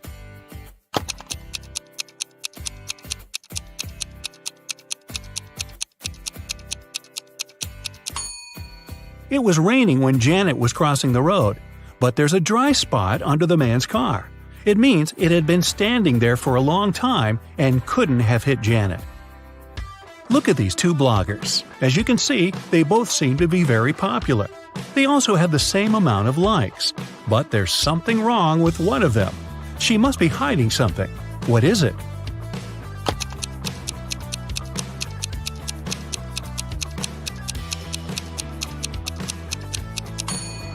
The girl on the right is probably trying to save money at the moment. The logo on her bag looks like the Chanel logo, but it's written Gucci underneath. Detective Anderson was on a train. He had very nice fellow travelers. They were talking and laughing when the train entered a tunnel. Everything was plunged into darkness for several minutes. When the train left the tunnel, one of the passengers, Ella, exclaimed, "My diamond brooch! It's gone!" Everyone started talking nervously, looking at one another. That's when Anderson calmly said, "I know who took the brooch. I saw it." How could he see it?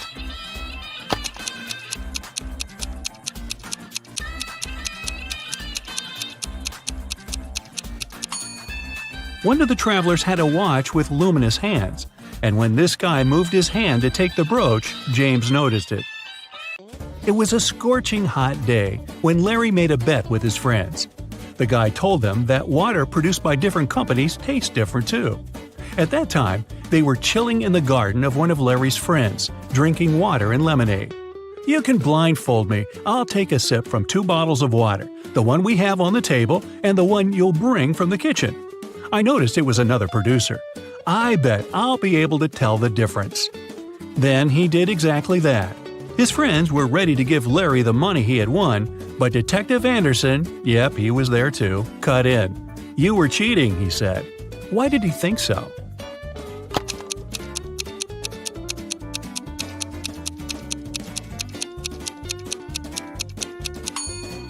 It was an extremely hot day. No wonder the water that had been outside for several hours was much warmer than the water brought from the kitchen.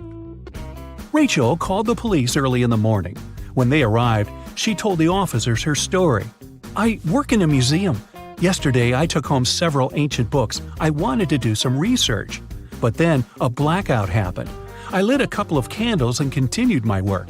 Suddenly I heard the doorbell ring. When I opened the door, someone in a black mask hit me on the head. When I came to my senses, the books were gone."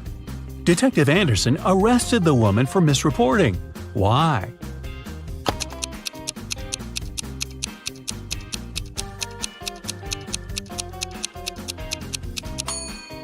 If there had been a blackout, the doorbell wouldn't have been working.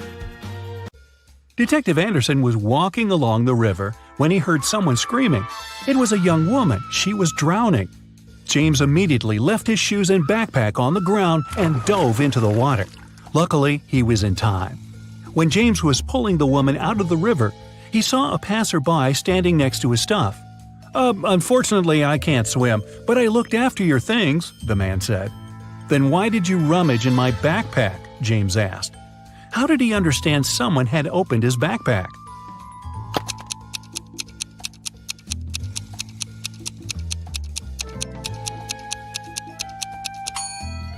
When he dropped the bag on the ground, the zipper was on the left side, but now it's on the right. Detective Anderson found out a smuggler was going to leave the country through the largest airport in the city. He arrived there and detained 3 suspects. Look at them and try to figure out who the smuggler is.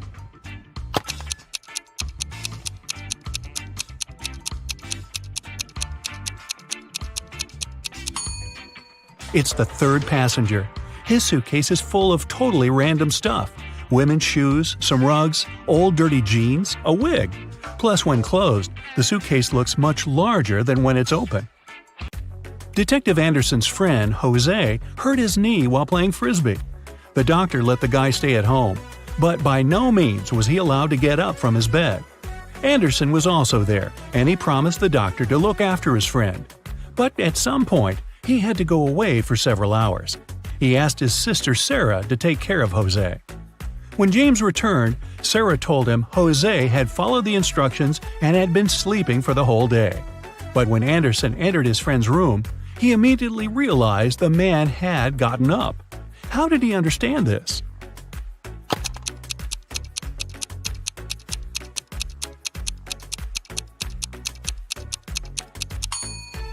Jose moved his bedside lamp from the desk to his nightstand and plugged it in. Detective Anderson's sister, Sarah, was married to Michael, a professional cyclist. One Saturday morning, James came to visit them and noticed that everyone was extremely nervous. It turned out Michael was going to have a challenging cycling tournament. "I promise I'll bring you the bouquet they give to the winner," Michael told Sarah. 4 hours later, he indeed came back with beautiful flowers. But James realized right away Michael hadn't won the tournament. How?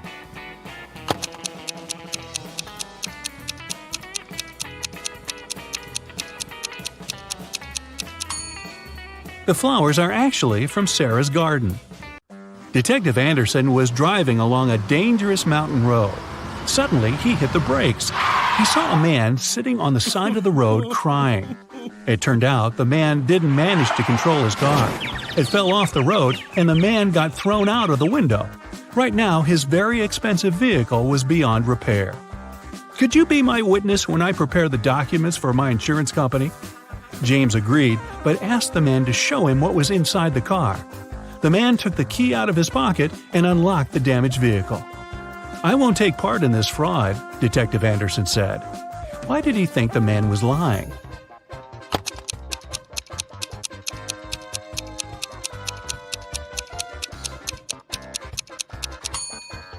If the man had been thrown out of the car, the key would still be in the ignition. Detective Anderson's friend Hannah called him and asked the man to visit her. She said it had to do with her husband, Martin. "He told me he had to go on a business trip to the mountains. He didn't really want to go there because he hates cold weather. But he had to, so we packed tons of warm clothes and left. When Martin arrived there, he sent me a photo from his hotel room. I feel something's wrong with this picture, but what exactly?" Anderson needed no more than a glance at the photo, and he realized Martin had indeed lied to his wife. How did he figure it out?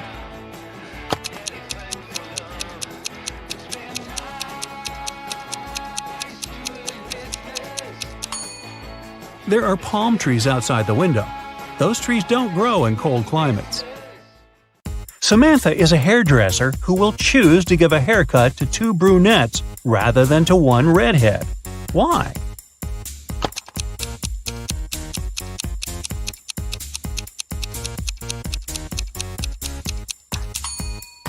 It's obvious. This way, she will earn more.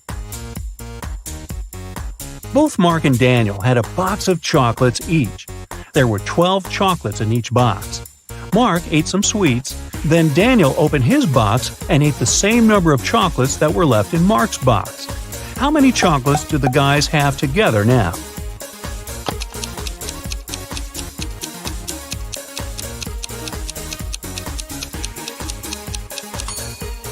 Together, they have 12 chocolates. You're trapped in a secret laboratory by a mad professor.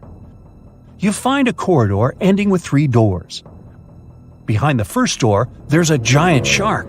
Behind the second one, there's a deep hole with sharp metal spikes at the bottom. And the third door hides live electrical wires.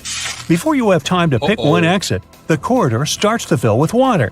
Choose fast which door can save your life.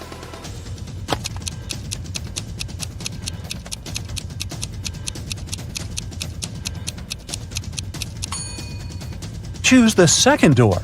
As soon as the corridor fills with water, you'll be able to swim over the spikes. Can you find 3 differences between these 2 pictures?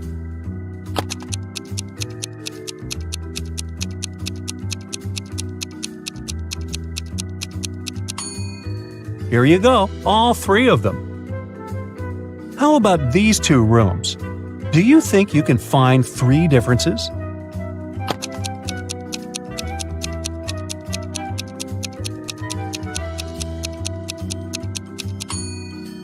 If you've spotted them all, congratulations! Now, look at these students and tell me who is cheating.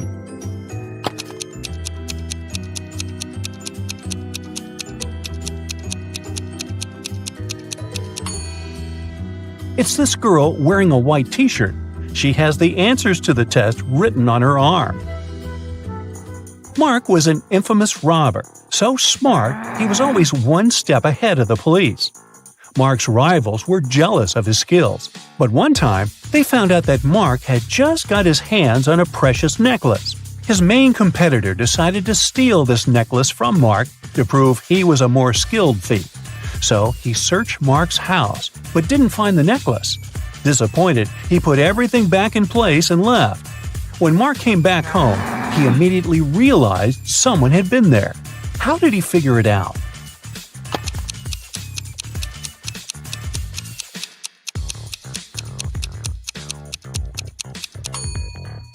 The bed is the clue. It looks different than before the rivals' visit.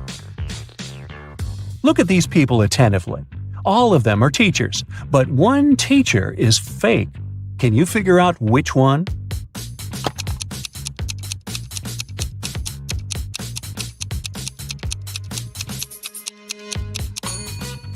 It's the guy on the left. Can you see his portrait over there on the wall? He's a wanted criminal. Now look at these 2 teachers. Which of them is a criminal?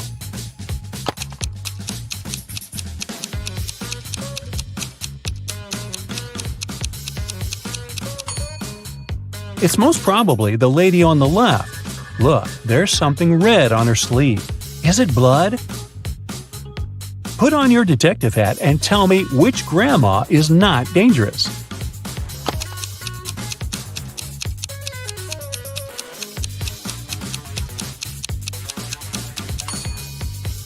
Look at the reflection of the granny on the right. She seems to be a robot. This doesn't make her dangerous per se, but it's still weird. Michael had a powerful enemy who was a dark wizard. Once he managed to kidnap the man and lock him on top of an incredibly high tower. In Michael's room, there was just one small window and no doors at all. But the wizard thought it wasn't enough. He set the tower on magic fire and apparated away. Michael knew he didn't have much time left. He looked around the room and saw 3 magic potions. The first one could make him inhumanly strong. The second would turn him into a vampire. And with the help of the third potion, he could summon any animal he wanted. Which potion should he drink?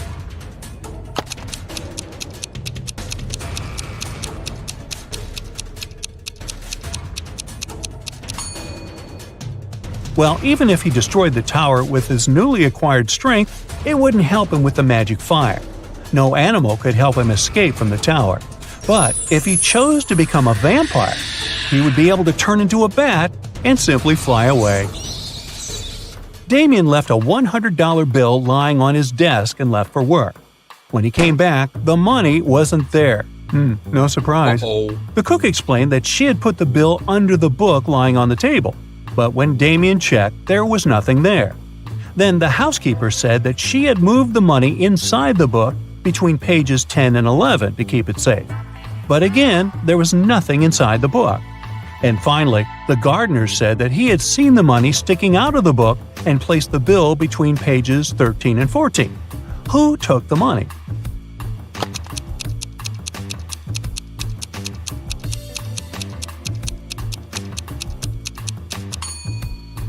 It was the gardener. Pages 13 and 14 are two sides of the same page. There were just 2 days remaining before an important basketball competition when one of the main players of one of the teams went missing. The last time he was seen at lunchtime. There were 3 suspects: Michael, Ethan, and John. The police interviewed the 3 of them and got the following answers. When the player disappeared, Michael was giving autographs to some pretty girls. Ethan had sprained his ankle and was getting a massage. And John was taking a shower before the training. Who is a liar?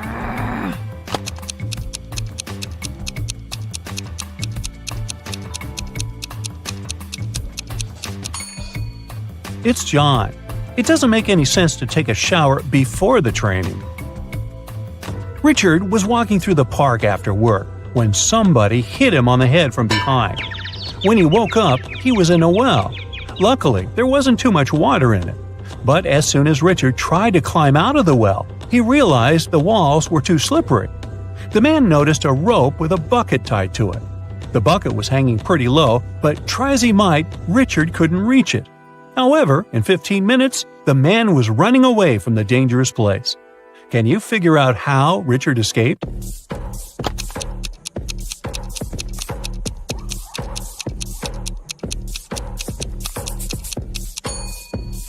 The man took his shoes off and threw them into the bucket.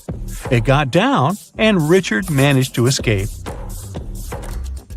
On the outskirts of town, there was a haunted house. A group of friends decided to check if the house lived up to its reputation.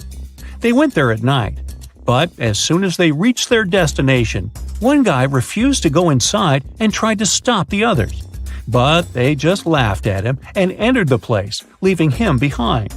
He heard some terrible crashing sounds coming from the house, and then everything went still. The guy never saw his friends again. How did he understand there was something seriously wrong with the house?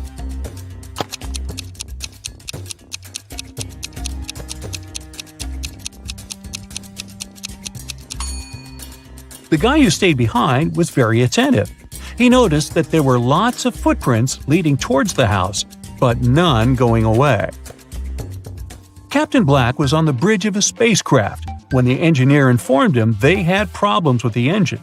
They needed to land soon to repair it. There were 3 planets on their way. One was freezing cold and covered with ice. The second was boiling hot and covered with molten lava. And the third planet was covered with acid that could easily destroy their ship. What planet did the captain choose?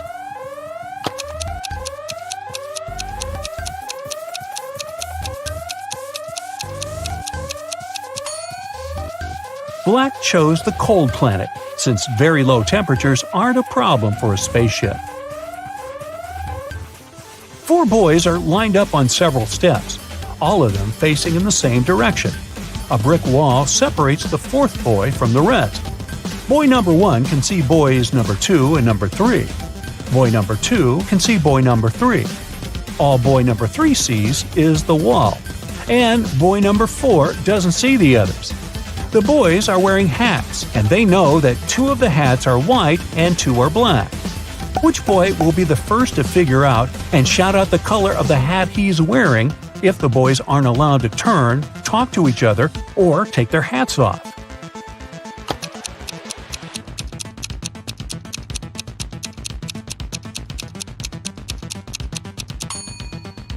It'll be boy number 2.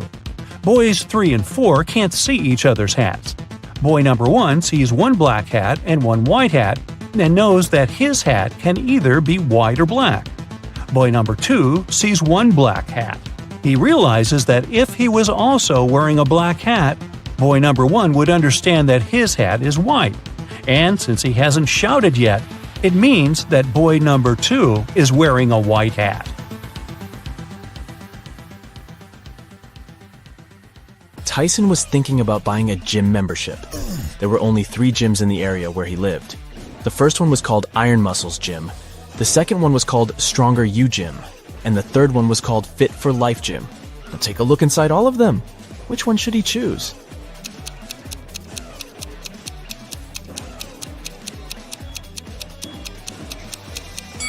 Do you see the clean towels wardrobe inside the Stronger You Gym? They don't look clean at all. It's not the best option unless he loves germs. And take a closer look at the running mill inside the Fit for Life Gym. It's broken. That's an accident waiting to happen. So he should pick the Iron Muscles Gym. Ellie and Ollie were looking for a nice hotel to spend their vacation together with their puppy. After checking out some places online, they brought down their options to 3. Take a look at the website of each of them. Which one should they pick?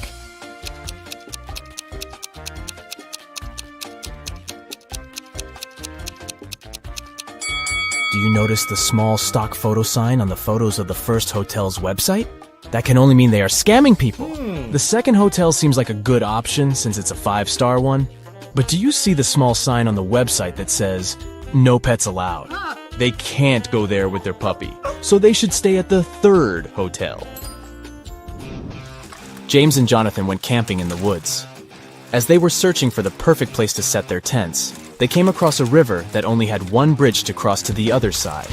However, as soon as they stepped on it, a troll appeared in front of them and said, "I'll only let you pass if you answer my riddle. Until I am measured, I am not known.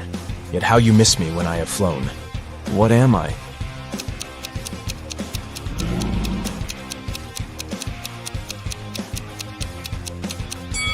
The answer is time. Hillary was sitting in her hotel room when someone knocked on her door. She opened it and saw a man whom she had never seen before. He said, "Oh, I'm sorry. I have made a mistake. I thought this was my room." He then walked back to the elevator. Hillary immediately locked the door after him and called hotel security. What do you think made her so suspicious?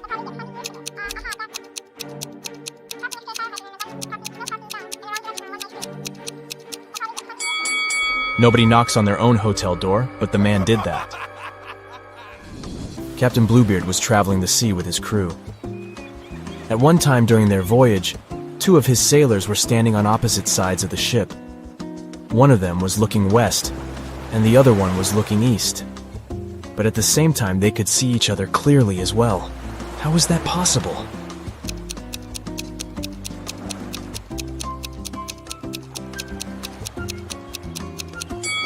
The sailors had their backs against either ends of the ship. Newton and Curie were 2 history professors from Planet Q. To complete their planet Earth research, they had to explore a place the Earthlings used to call a school. There, they found a piece of paper with a handwritten number on it, but couldn't come to an agreement about what the number was. Newton was saying it was 6, and Curie was saying it was 9. Who is correct?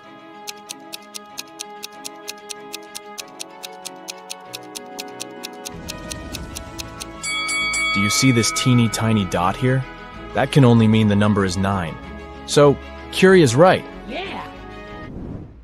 The Foggy Mountains region of the Kingdom of Endolia was occupied by the most vicious dragon. The king called Knight Samuel to go on a quest to defeat it and take all the gold it stole from the people back. Yeah. So, Knight Samuel hopped on his horse and reached the mountains after a long journey. Once the dragon saw him, it said if Knight Samuel knew all 3 of its riddles correctly, it would leave the mountains as well as all the gold. The first one was, "Soft and fragile is my skin, I get my growth in mud. I'm dangerous as much as pretty, for if not careful, I draw blood. What am I?"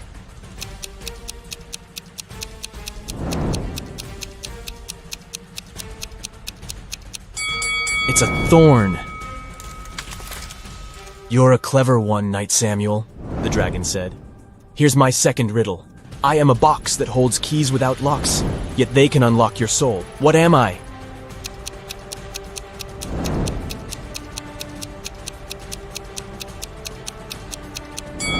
The answer is a piano.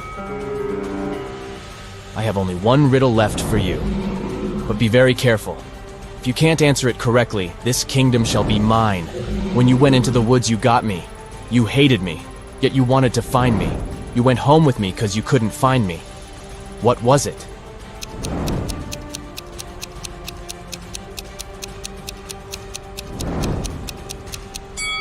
The answer is a splinter.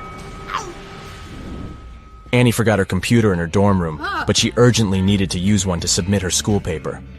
Her mom had a laptop in the study room, but it was password protected. However, she was easily able to figure out the password. How did she do it?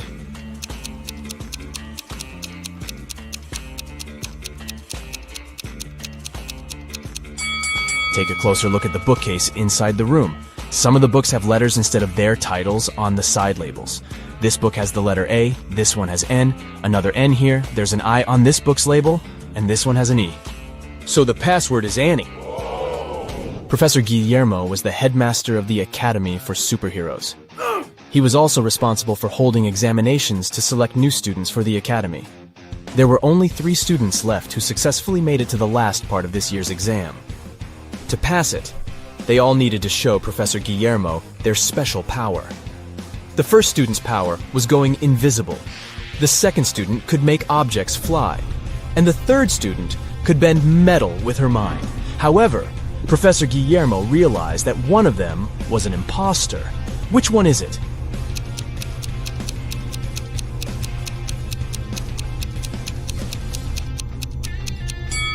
Take a closer look at the object that the second student is levitating.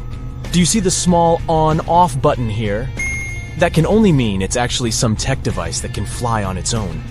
So he is the imposter. Jane was competing at Who Wants to Be a Billionaire? And she was only one question away from the $1 billion prize. The question was, it's true, I bring serenity and hang around the stars, but yet I live in misery, you'll find me behind bars. With thieves and villains I consort, in prison I'll be found, but I would never go to court unless there's more than one. What am I?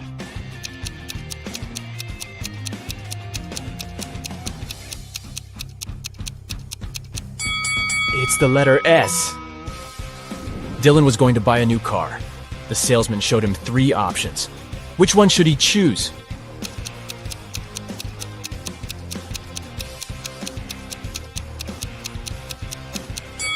Take a look at the side door of the first car. The paint on here is chipped. It's not wise to get a car that's already damaged. The third car's left tire rim is cracked. This one is also a pass. So he should get the second car. Catherine has 4 daughters, and each of her daughters has a brother. How many children in total does Catherine have?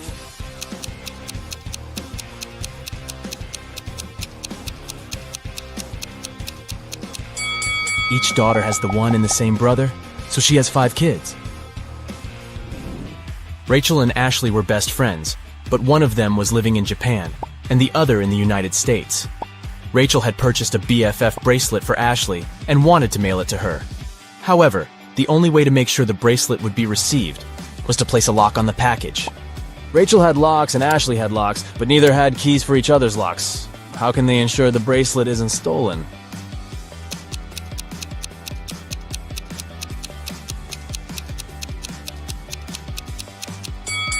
Rachel should place a lock on the package and send it to Ashley. Ashley then should place one of her locks on the package and send it back to Rachel. Rachel removes her lock and sends the package back to Ashley. Marla goes to the grocery store and buys 1 dozen eggs. As she's going home, all but 3 eggs break. How many eggs are left unbroken?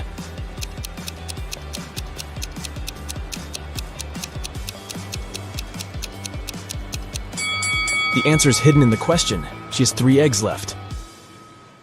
Well, you're a private detective. You work in a city inhabited by people and magical creatures. You're going to have a rough night. The full moon is coming. It's the time when people and monsters go crazy. Like any detective, you write down your guesses in a diary so that you can summarize the results later. It's afternoon now. You're sitting in your office. Lightning strikes in the sky and someone knocks on the door at the same time. A pale woman enters the room and asks for help. You notice a bracelet on her arm. Her zombie brother is accused of stealing some jewelry, but she's sure he is not guilty. She asks you to prove it. You arrive at the store. On a broken display case where the jewelry used to be, you notice fingerprints. There are 3 suspects: a werewolf, an elf, and a zombie. Which of them is the thief?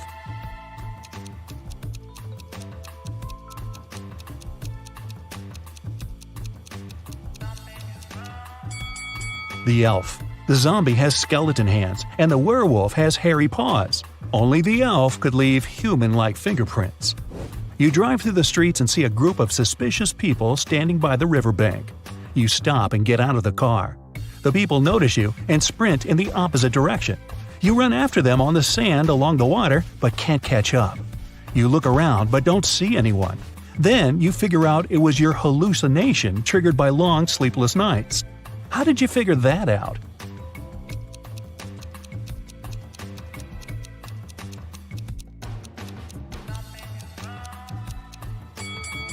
You ran after these people on the sand, but you can only see the footprints of your boots.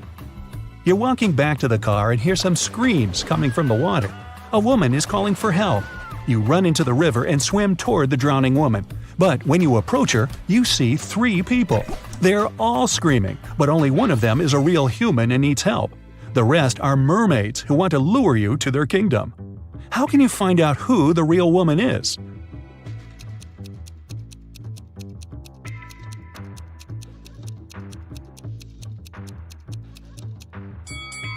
Dive and check who has a fishtail.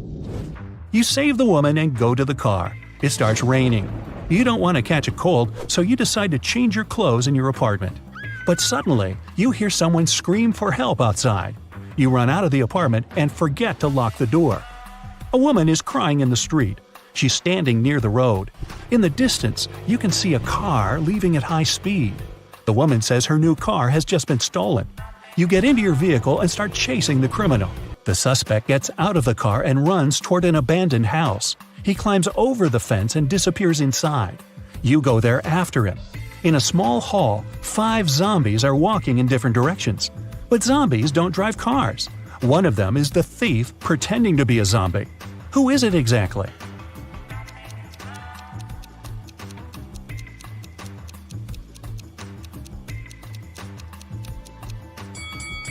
Zombies don't sweat, but one of the creatures you see is covered with sweat. That's because it's the criminal who has been running away from you. You walk through the streets. There's a warning on a post about lizard people charging at the inhabitants of the city. You remember investigating this case, but you couldn't find these reptiles. Now you need to go to the park. For several days, a large werewolf has been scaring the residents there. You know that the werewolf has a wife, and she is the only person who can calm the monster down and help him return to his human form. You have found 3 girls. Each of them might be the werewolf's wife you're looking for. You ask his wife to approach him, but none of the girls admits she's the one you need. So you have to make your own choice.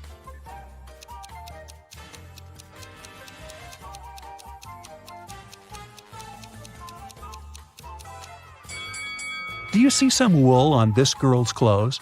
It's the wolf's fur, which means she's the wife. She walks up to the monster, hugs it, and the werewolf turns into a human. You're hungry. You drop by a pizzeria. The owner of the restaurant says that someone has taken all his weekly earnings from the safe. The thief wore gloves and left no fingerprints. The video cameras were turned off. You know this pizzeria has had several similar incidents over the past year. Every time, the insurance company paid the owner the entire amount that had been stolen. You're sure the owner took his own money to use the insurance again. Take a look at the office and prove that the owner is guilty.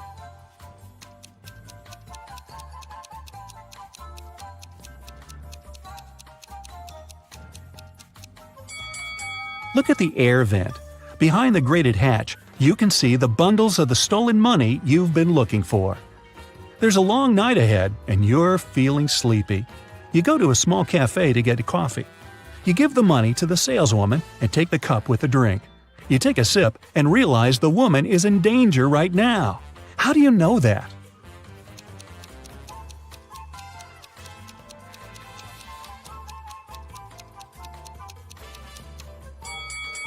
"Help me" is written on the cup she's just given you. You decide not to leave the cafe and sit down at the table. You can see a man in a black raincoat and hood sitting at the other end of the room. The girl behind the cash register is looking at him wearily. You look at this visitor for a few seconds and realize he's a vampire. What makes you think that?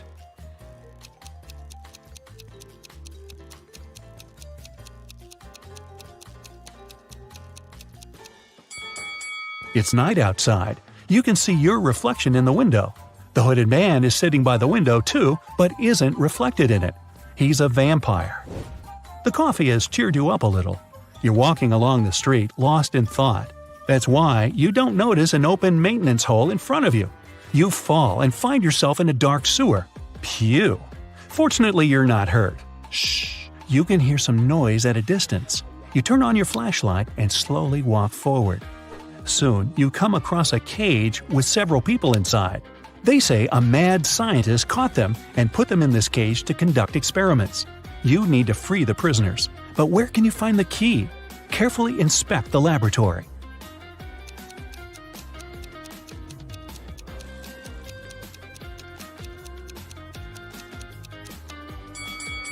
One of the jars with chemicals standing on the shelf has a key inside. You take it out and are about to open the cage, but the scientist returns. He tells you not to do this. The people inside are actually mutant lizards. The scientist admits that he accidentally turned regular crocodiles into humans. The scientist managed to catch these monsters and put them in this cage. He's going to turn them back into reptiles and let them go. The prisoners say they are humans, and the scientist lies. Who do you believe?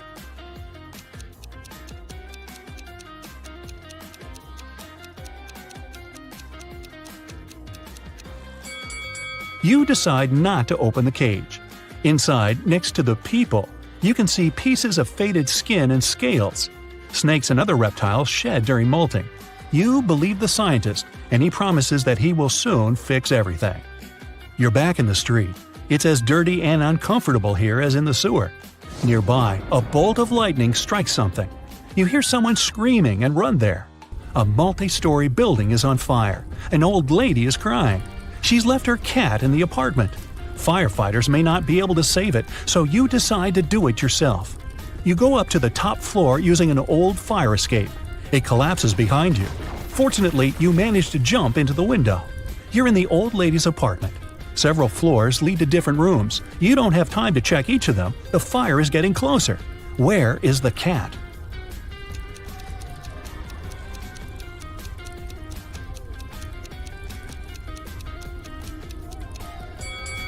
That door is scratched at the bottom. Those are claw marks. The cat must be there. You open the door and see a big black cougar.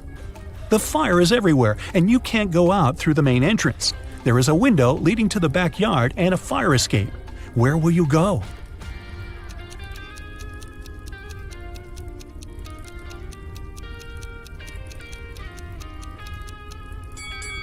The fire escape collapsed when you were trying to get into the apartment. In the window, you see the tree. It has stopped raining, but it's already morning. Tired, you reach your apartment. You turn the key, open the door, go inside, and realize that someone is here. How have you found out?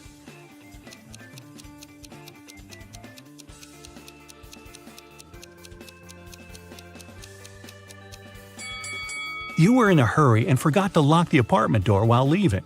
Someone got in and locked the door from the inside, and you had to use the key to open it. You see a human silhouette standing in the shadows and realize that you know this person. Who is it?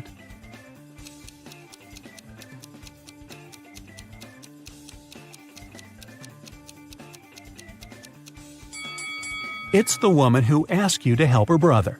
She was wearing a red bracelet. The silhouette has the same accessory. I came here to thank you in person. The door was open, but you weren't at home, the woman says. She asks, how many puzzles have you solved tonight? You realize it's time to look at what you've got. 0 to 3 points. It's too early for you to go out to patrol the streets of a dangerous city and help people. You need more experience. Practice and solve more logical puzzles. 4 to 8 points. Not bad.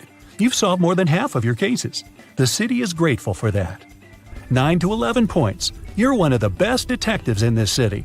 Every day you help people, but you feel that you can do better. 12 to 14 points. The sirens of police cars, screams, suspicious faces in dark alleys. You can't live without it, and the city can't live without you. Detective Smith was called to a house to investigate a burglary. Mr. Brooke claimed that someone had broken into his place and stolen his expensive watch. When the detective arrived, he saw that the front door was open and there was muddy footprints leading to the living room. He also noticed that there was some mud on the staircase. After looking around the house, Detective Smith quickly figured out who the thief was. He went upstairs and arrested Mr. Brooks' son. Why did he do that?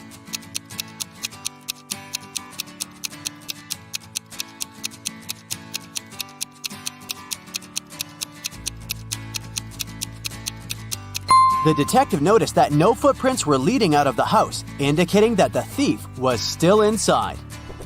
4 friends went out for lunch. Take a look at the image and try to guess which person is the richest.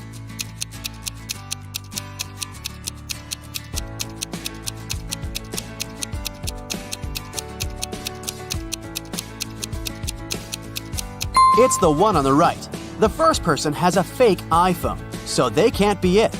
Then the one next to them has ripped shoes, which means she can't afford new ones. The third friend has an empty wallet. She's probably going to ask some friend to pay her part of the bill. And the fourth one has multiple black credit cards, which means they're the richest. Freddy went to the castle near his house to return a lost cat. He was greeted by an old man that invited him in. But once he stepped inside, the old man turned into an evil magician that trapped Freddy inside the castle. Then the evil magician said, If you manage to complete 3 tasks I give you, I'll let you go home. Otherwise, you'll be stuck here forever. Here's the first task. Help me find my glasses amongst all these vegetables. "Can you help Freddy?"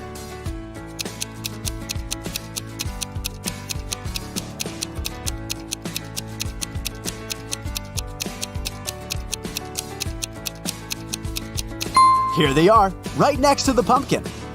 For the next task, Freddy had to make a potion, and the ingredients should be added in the right order. The magician gave Freddy a piece of paper with the recipe written on it. Can you help Freddy make the potion?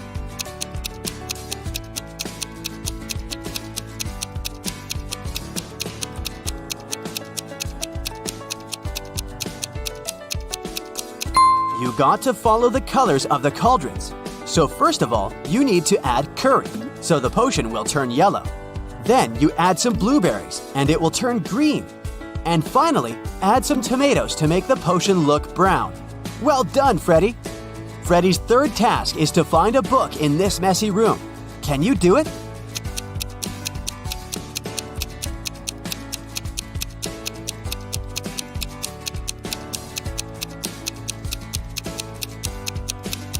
It's sitting right here behind the floor lamp.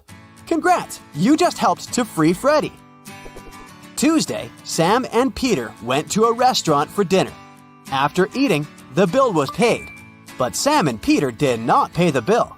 Who paid the bill for them?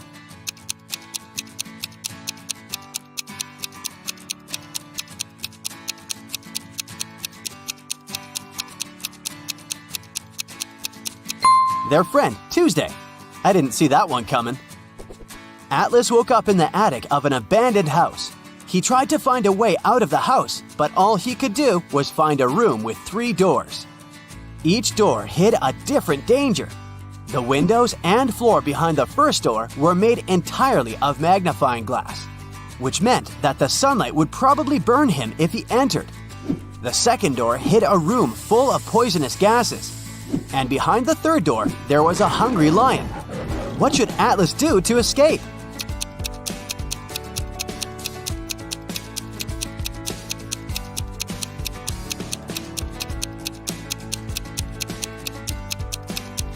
He should wait until it's nighttime and use the first door.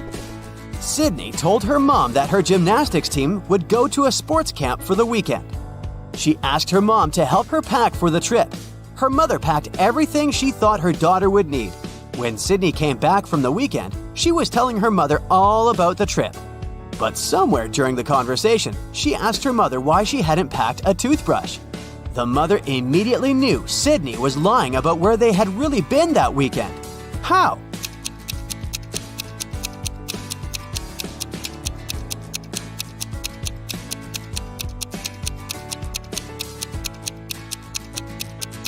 Because Sydney's mother did pack a toothbrush, but she put it under Sydney's gymnastics clothes. If Sydney had really gone to that camp, she would have used the clothes and found the toothbrush. Kimberly discovered 3 bags in an old attic along with a note. The note said that there was $1 million inside one of the bags. It also said that the 2 other bags were empty. She only had one chance to figure out which bag had the cash. Kim knew that only one of the messages written on the bags was true. On the first bag, it said, "The cash is not here." On the second bag, it was written, "The cash is not here." The last bag read, "The cash is in the second bag." If you were Kimberly, which bag would you choose?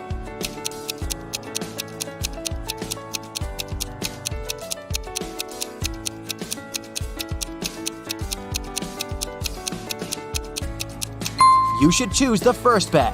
If only one of the clues is true, then the money is in the first bag. Becca had just arrived from a 2-week trip to Egypt.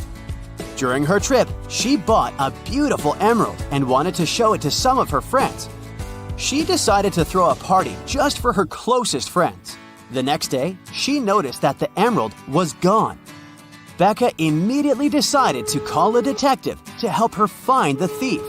She showed him some of the pictures she had taken the night before. The detective took a quick look and already had a pretty good idea of who had done it. Take a look at these pictures. How did the detective find the culprit?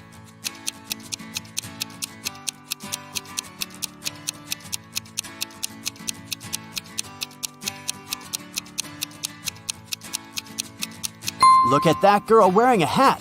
At 1 a.m., her hat is flat, but at 2 a.m., her hat suddenly turned pointy, weirdly imitating the shape of an emerald. It must have been her. It's a rainy evening, and Dylan is driving back home. He passes through a bus stop where 3 people ask him for a ride. Dylan only has 1 seat in his car to offer, but he really wants to help all of those people. There's an old lady that looks very cold. There's a doctor who claims he needs to get to the hospital for a quick appointment. And a woman that Dylan has a crush on. What's the best arrangement Dylan can make to help everyone?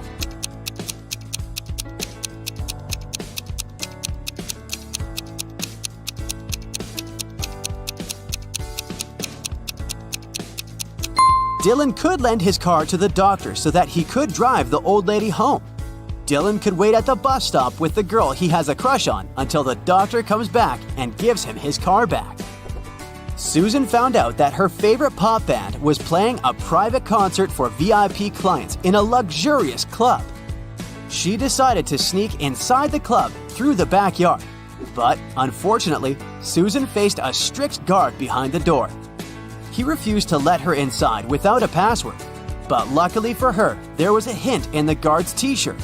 The hint was 2, infinity, plus BD. Susan deciphered the hint and was allowed in the concert.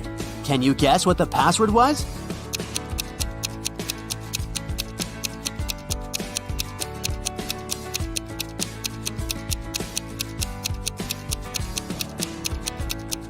It was to infinity and beyond.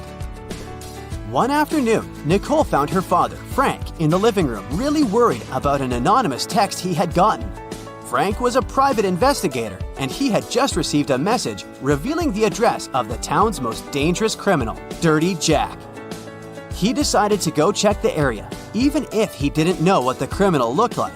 The address turned out to be an old warehouse, and when he busted inside, he found 4 people sitting at a table playing poker. The 4 people were a carpenter, a truck driver, a mechanic, and a fireman. Without any hesitation or communication, Frank arrested the fireman. How did he know that he was a criminal?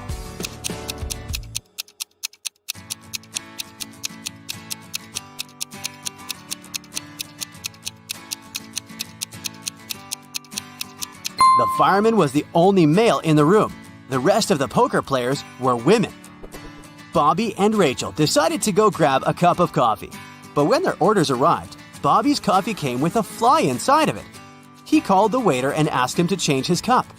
The waiter brought another cup of coffee, but 2 seconds later, Bobby called the waiter again and said, "Hey, that's the same cup." How did he know?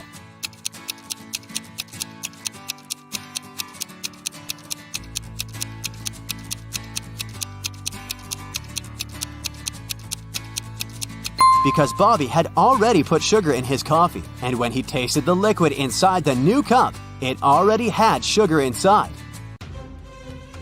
Yo, Sherlock, are you ready for some more detective challenges? Well, grab your pipe and let's go. Yeah. Successful businessman Jeff walked into his home office one day and realized that his safe was open and the money and documents were gone. He immediately called the police. When the detective arrived, she found out that everyone in the house had an alibi. Amy, Jeff's wife, said she had been working out at the gym that morning. The cleaner answered that she had been cleaning the basement and hadn't heard anything. And the cook told the detective he had been in the kitchen all day preparing meals and had never left it. The detective immediately figured the case out.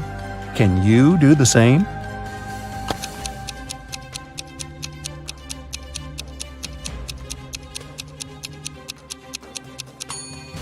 It was the cook. He said he had never left the kitchen, but look at his shoes. They're muddy.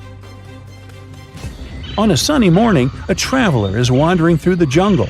All of a sudden, the path splits up into 3 smaller roads. One leads to a dangerous marsh that swallows everything and everybody that gets there. The second road leads to vampire hunting grounds. And the third path will bring the traveler to an active volcano filled with red-hot lava. Which road is the safest?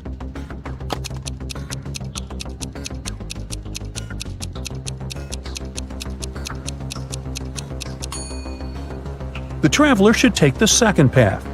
Even if vampires do exist, they don't show up in daylight.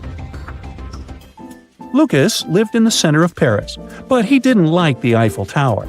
So every day, he had dinner in the only place from which he 100% couldn't see the construction. What was this place?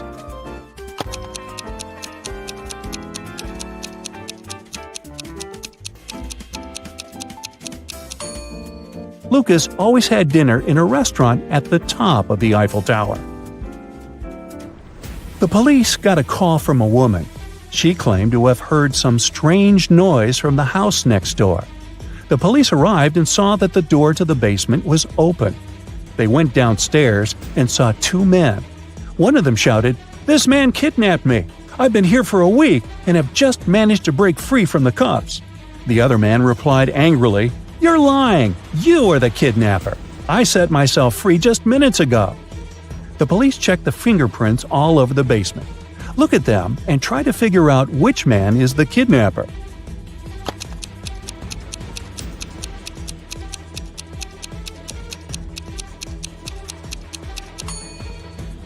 It's this guy. You can see only his fingerprints on the switch, and since the switch is too high above the floor, the victim wouldn't have been able to reach it. Alan was on his way to work. When he was passing by a dark alley, he heard a loud scream. The man went back to check it out. Someone was shouting, "Help me, I'm trapped!" As soon as Alan saw the alley, he called the police and ran away. Why?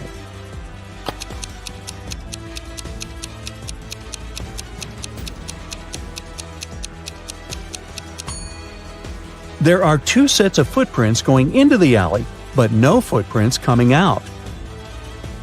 Tim worked on a large cruise ship. One day, the captain asked him to go to the hold to get some supplies. But as the man was walking down the ladder, it broke, and he fell to the floor of the hold. Try as he might, he couldn't get out. Sometime later, he discovered there was a hole in the side of the ship. More and more water was getting inside through this hole. How can Tim get out?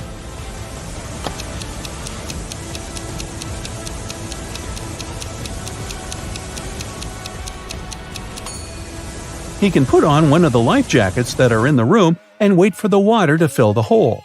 The water will lift him and he'll be able to push the door open. Let's check how attentive you are. Can you figure out which of these prehistoric people is actually from the future?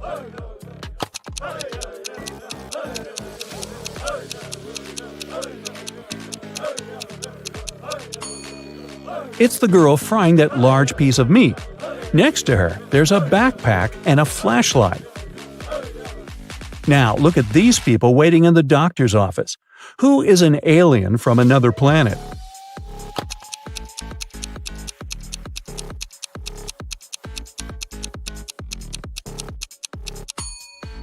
It's this guy. Look at his bandage. It's soaked in some liquid, or is it blood? And it's blue. How about these people working in the garden? Can you spot a space traveler?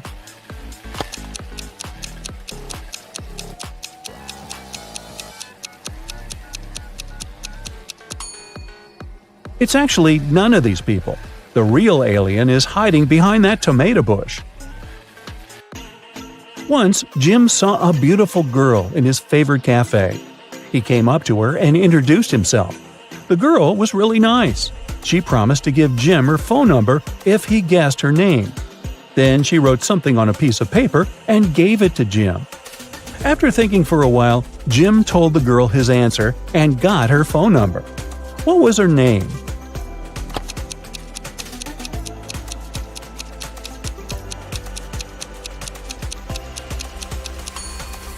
Eve, because December 31st is New Year's Eve. Rob works as a mechanic in his own garage. One afternoon, he went out to get some supplies. When he came back, he noticed someone had been to his office. The intruder tried to put everything back the way it had been before, but they forgot some small details. Can you spot them?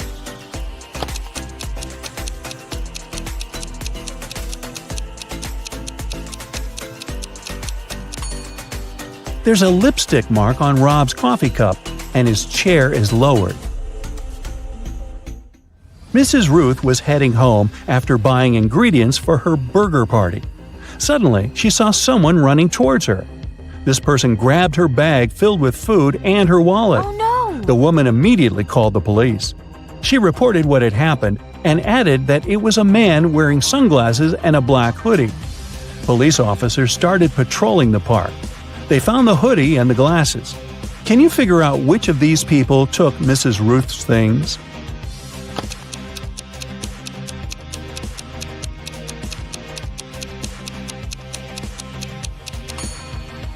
It's the one with the dog. The animal can smell the meat the man's holding and is waiting for a treat. Chris went on a boat trip to explore marine life. While sailing, he saw a storm coming. The man needed to get out of the water immediately. There were 3 islands in front of him, but only one was safe. The first island was filled with venomous spiders. The waters around the second island were swarming with sharks. And the third island was littered with white bones. Which place should Chris opt for?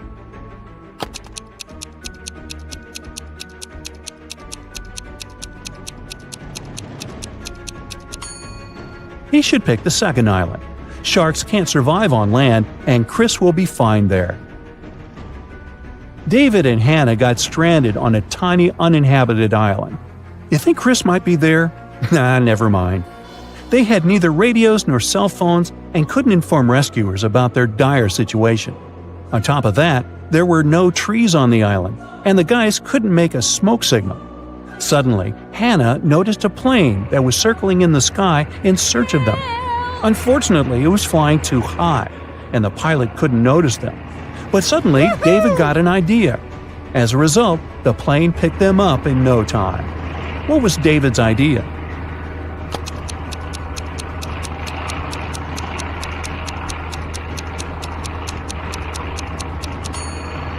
David and Hannah used stones to lay out the letters SOS on the sand. A Michelin chef called the police to report that someone had hit him on the head. He came around in the storage room. The detectives narrowed it down to 3 suspects working in the restaurant. The cook said, I don't know what happened to the chef. He just disappeared, but I didn't think to check the storage room. The waiter replied, I was too busy with customers and didn't even look for the chef. And the cleaner said, I was organizing the cellar because it was dirty. When the detectives heard that, they knew right away who did it. Can you figure it out too?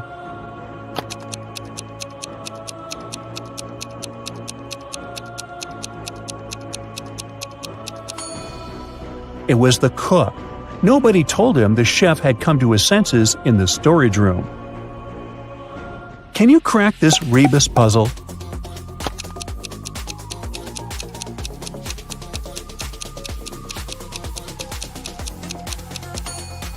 It means no one to blame. How about this one?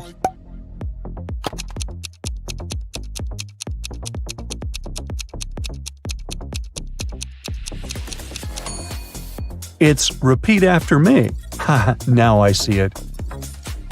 How about this one? A small hint. You need to be extra attentive to crack this one.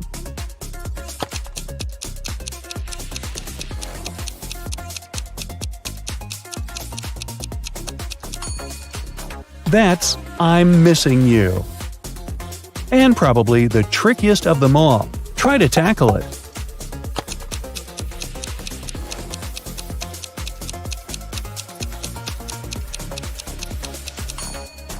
That's a backward glance.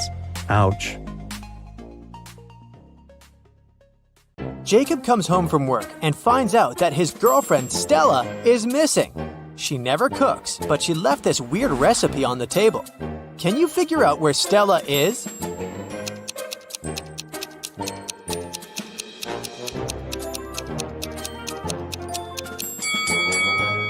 These fractions imply the number of letters that we should take from each word on the list.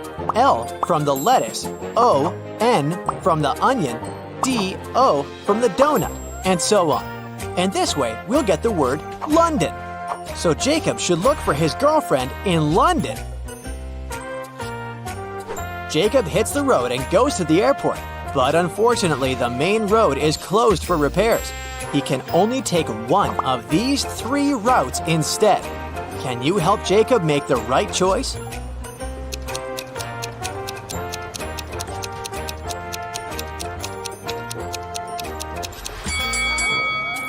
Only the 3rd route leads to the final destination. Jacob checks in for a flight, and he still has to check out the local boutiques. There's an imposter among these mannequins. Can you spot him?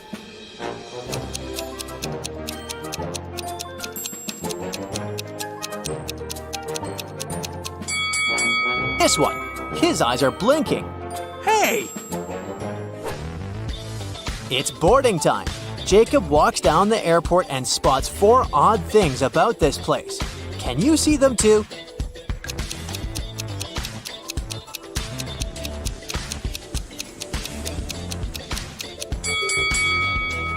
One of the planes is parked vertically. This trash bin is moving on its own. The gate numbering has mirrored digits, and the vending machine is selling raw vegetables. Jacob is ready to take his seat. Suddenly, he faces a mysterious stewardess. She offers him a deal. Sir, I have 3 boxes for you. If you pick the right one, the entire first class will be yours. If not, you'll be removed from the flight. Can you figure out which box Jacob should choose?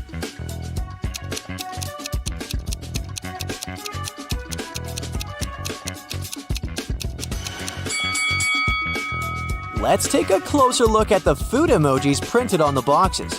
If we write out the first letters of each ingredient, we'll get false, right, and wrong. So Jacob should pick the second box. Jacob lands in London and goes to the city by train. Can you find 3 zombies in this car?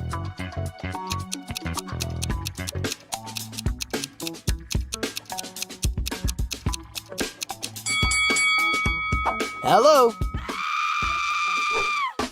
Jacob checks into a hotel. There's a fancy wedding party going on in the hotel restaurant, but one of these people is not from this planet. Can you guess who?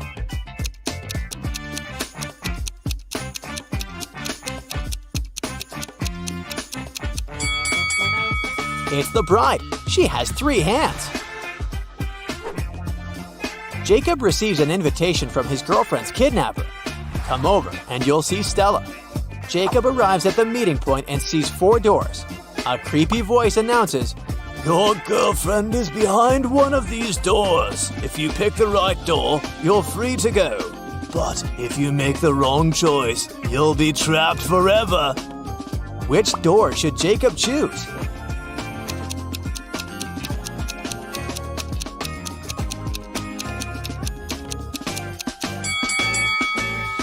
Each door has a line of symbols. If we take the first letter of each symbol, we can arrange 4 female names: Stella, Alice, Miranda, and Bianca.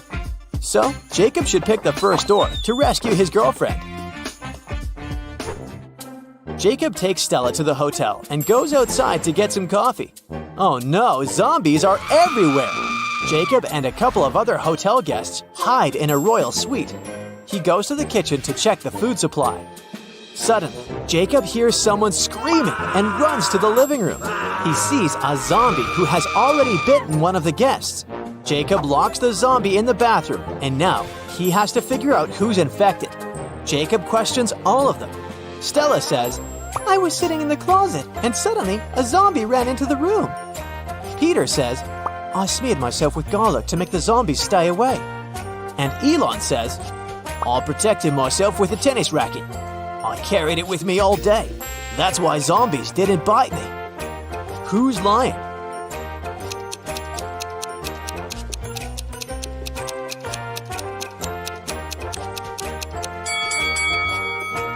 Peter, garlic protects from vampires, not zombies. Hey!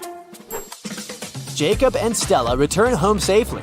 After a while, they decide to open a spa hotel outside the city. In the very first days, someone robs them and steals the most expensive beauty products. Jacob looks through the camera footage. He sees a masked person putting things from the storage into a bag and taking them away. Jacob knows for sure that the thief is among his employees, so he questions them. A massage therapist says, "Yesterday I went home early because my husband got sick. I returned in the morning to work." The manager says, "I didn't sleep all night because one demanding visitor constantly complained. I was solving his problems." And the nail artist says, "I had to wake up last night to do an emergency manicure for my client. She's having an important event early this morning." Can you spot the thief?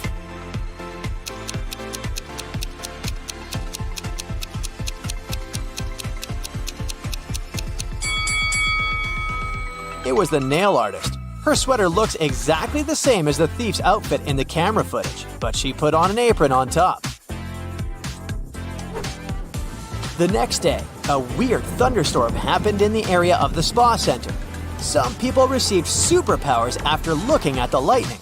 Jacob decides to find all the superheroes to protect the other people from possible threats. Can you help him spot a superhero in this storage room?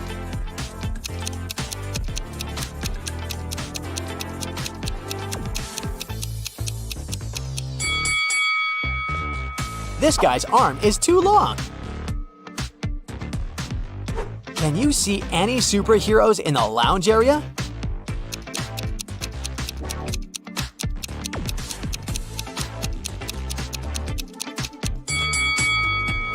This cleaning lady is flying without any ropes. Jacob decides to visit the local pool. He leaves his clothes and backpack in a locker in the dressing room and goes swimming. After a while, Jacob returns. Oh no, someone broke the lock and stole his clothes. He decides to question 3 guys standing nearby. Elon says, "I spent the last 30 minutes on an exercise bike, and now I'm headed to the shower. I didn't notice anything suspicious." Andrew says, "I entered the dressing room a second ago. Your locker was already open." And Olaf says, "I was washing my hair in the shower after the sauna, and I didn't hear anything at all." Who's lying?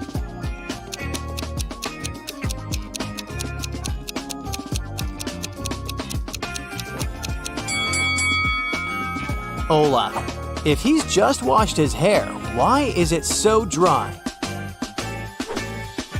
Jacob receives an emergency call from his manager. One of the guests is not from this planet. Can you spot who?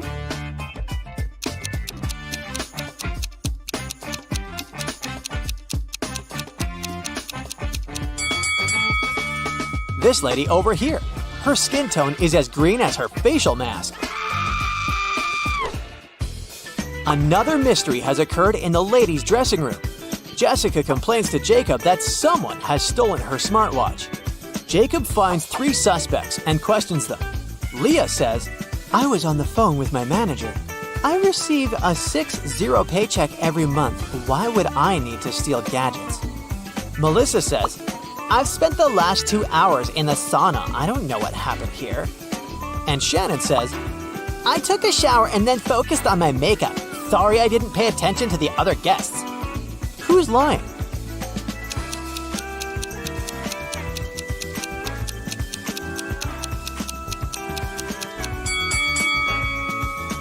Melissa, take a look at the safety sign at the sauna entrance. It's forbidden to stay inside longer than 20 minutes. But according to Melissa's story, she spent 2 hours there. Liar! Jacob is heading to the parking lot, but the back door of the spa center is locked. Someone changed the 7-digit code. Can you guess the code to help Jacob open this door?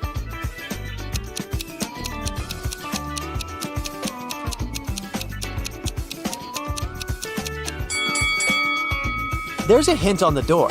Each color corresponds with a particular number. Yellow implies 5, orange 2, red 6. So the last number of the code is 6. Stella has just purchased a fancy body lotion. She begins to test it, but something goes wrong. Stella is turning into a toad. Fortunately, she manages to call Jacob and tell him everything before it's too late. Jacob rushes to his witch buddy and gets a potion to turn Stella back into a human. But when he comes home, he sees not 1, but 7 toads. He has to figure out which one of these toads is Stella. Jacob finds a note, and here's what we know for sure. The correct toad isn't green, but it's next to a green one, and it's not next to the last toad in line. Can you find Stella?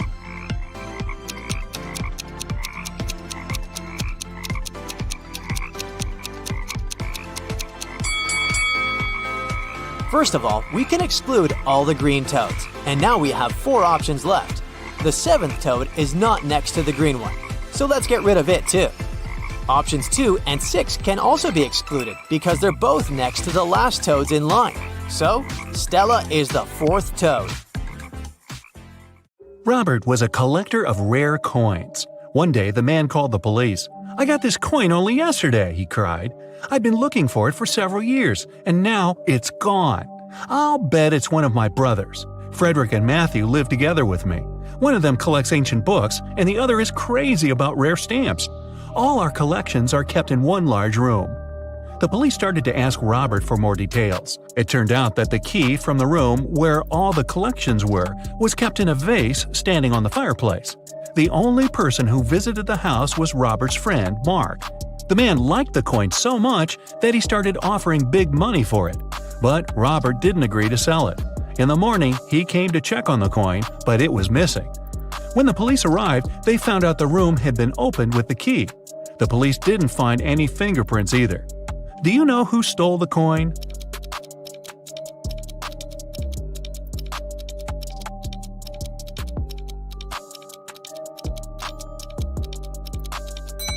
It was Mark.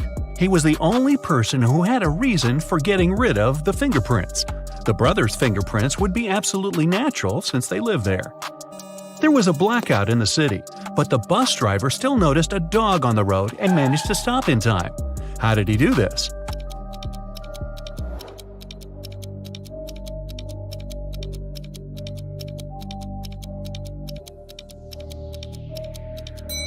This accident happened during the day. It's nothing but holes tied to other holes. At the same time, it's as strong as steel, but not as stiff as a pole. What is it?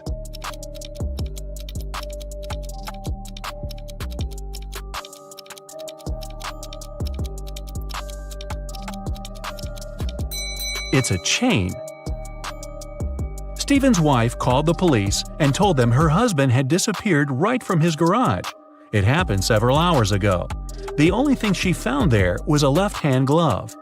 When the police came, they saw it was a very peculiar glove. Such gloves were sold only in one store in their town. The store owner told them he had recently sold these gloves only to 2 people, Kevin, Steven's neighbor, and Brian, Steven's colleague at work. The police officers visited Kevin and asked the man to show them his gloves, but Kevin had just one.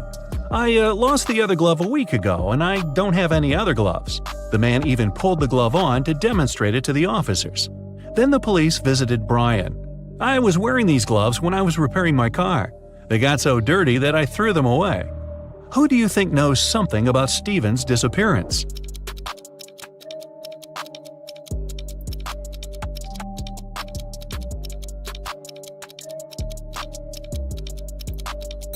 Brian. Kevin put his glove on his left hand, and the glove Steven's wife found was also for the left hand. A math teacher told his students about the Roman numerals. After that, he asked them to draw just one continuous line and turn IX into 6. The only condition was that the students were not to lift their pens from the paper until the line was finished. Jeffrey was the first to complete this task. How did he do this?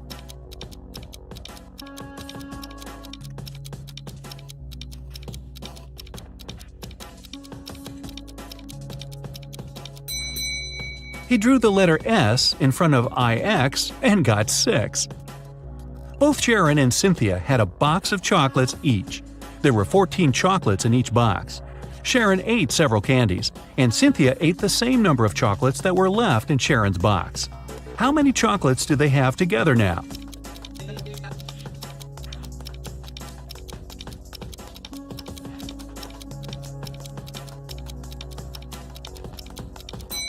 They still have 14 chocolates together. Kimberly inherited an old house from a rich aunt. When the young woman was exploring the cellar, she came across a massive wooden door. She opened it and saw a small room. In that room, there were 3 bags and a note on the floor. One of the bags has $1 million and the others are empty. You can only open one bag, so think carefully. Kimberly also noticed there was a message on each bag. On the first bag it said, "The cash is not here." The message on the second bag was, "The cash is not here." And the message on the third bag claimed, "The cash is in the second bag." If only one message is true, which bag has the money?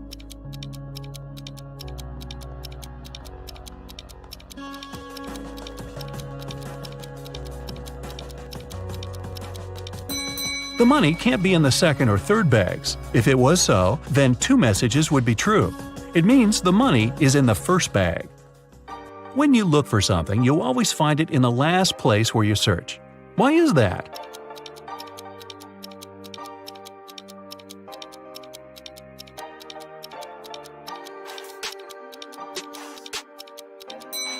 It's always the last place where you look because, after this, there's no need to continue your search.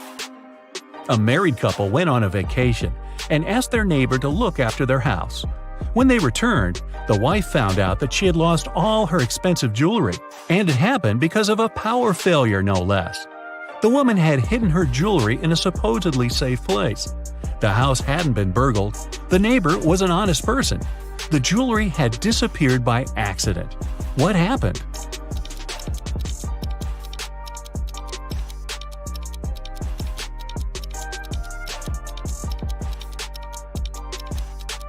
The wife hid her jewelry in the freezer in a bag with frozen food. After the power failure, the food got spoiled. The neighbor decided to help and threw away all the bad food from the fridge, along with the jewelry. You're locked in a room with 3 doors. It's safe to walk through any of them, but the doorknobs are the real problem. One of them puts out high voltage. The second is covered with poison. Just 1 drop on your skin and you won't survive. And the third doorknob is so hot it will make your hand burn. What doorknob should you opt for?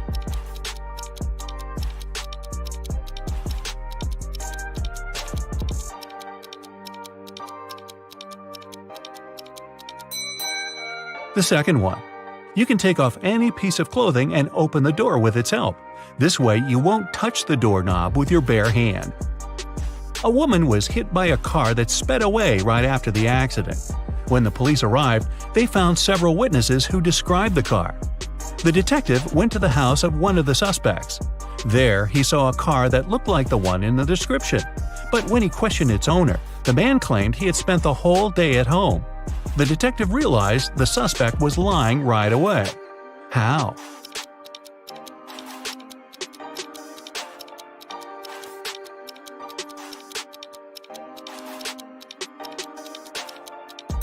He touched the hood of the car.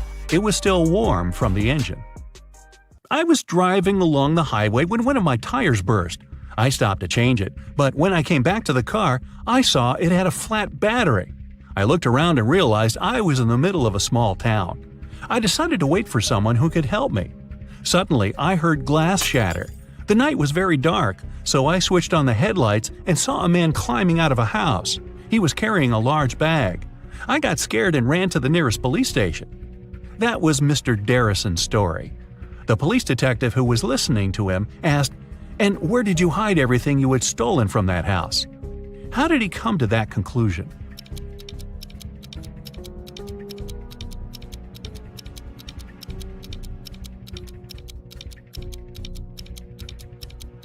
If Mr. Darrison's car battery was flat, how could he switch on the headlights? Dylan was trapped in a basement. The only thing he found inside was a note and a pen. Find the way to get 200 out of 188 with one line, and you'll be free. 5 minutes later, the door opened automatically, and Dylan was free. What did he do?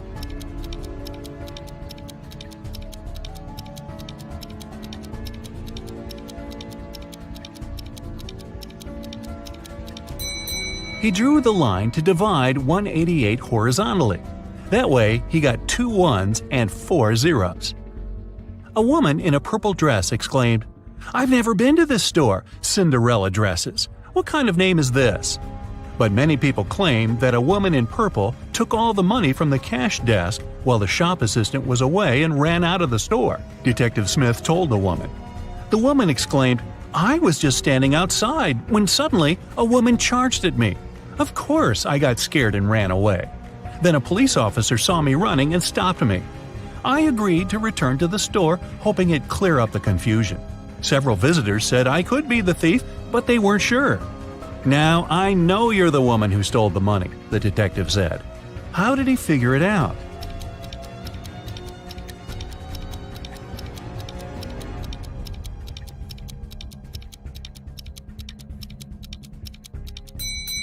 The woman said return to the store, which means she had been there before and lied about the whole situation.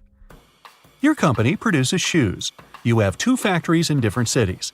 The workers of both factories have started to steal shoes. You can't use any additional security, but you have to stop the theft. How can you do it?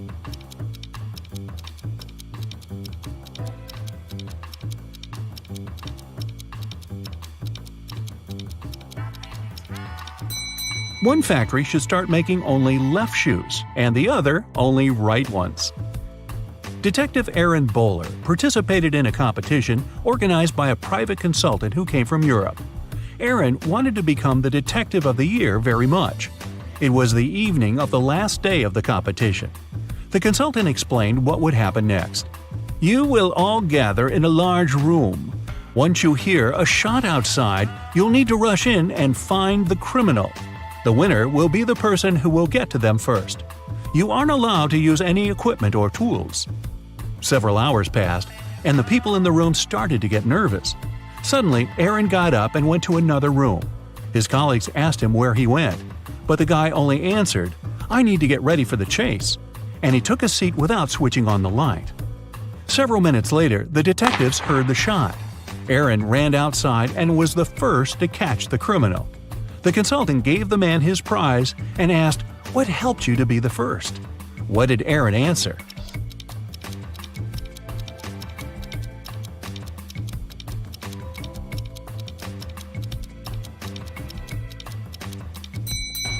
His eyes didn't need to get used to the darkness outside because he had already spent some time in a dark place. Dennis is a talented architect. He's designed a unique skyscraper, and right now, the construction works are starting. His boss asked Dennis to show around a group of specialists from a competitor company. The only condition was that they weren't allowed to take any photos. Dennis did as he was told, but when the group was going to leave, he asked security to detain one man. The architect claimed he had been taking photos during the tour around the site. How did he understand it?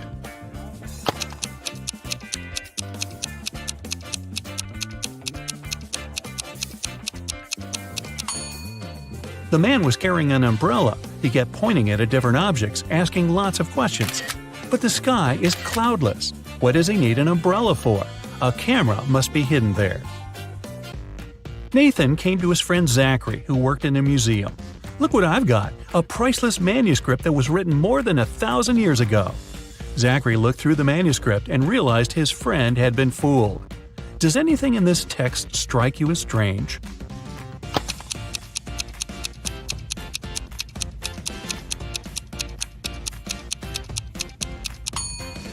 If we talk about the dates before the Common Era, they should be in reverse order. The original text would read, King Alfred V ruled the country from 1320 to 1290 BCE. Detective Aaron Jones got a call late at night. It was his neighbor. "I've heard a very loud noise coming from the house next door. I'm afraid to go there to investigate alone, but what if something has happened?" When Aaron and his neighbor arrived at the place, they saw the entrance door open. They ran inside and found the house owner, Mr. Anderson, on the floor of his bedroom, tied and moaning in pain. He said he had been in bed reading a book, and then a man in a black mask broke into his room and hit him on the head. Then he tied Mr. Anderson, took all his money and other valuables, and disappeared. Detective Jones didn't believe the man. Why?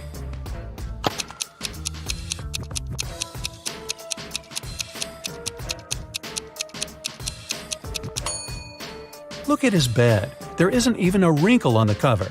It's unlikely that the thief made the bed after tying Mr. Anderson, which means the man is lying. Look at this group of people and try to figure out who the man's wife is.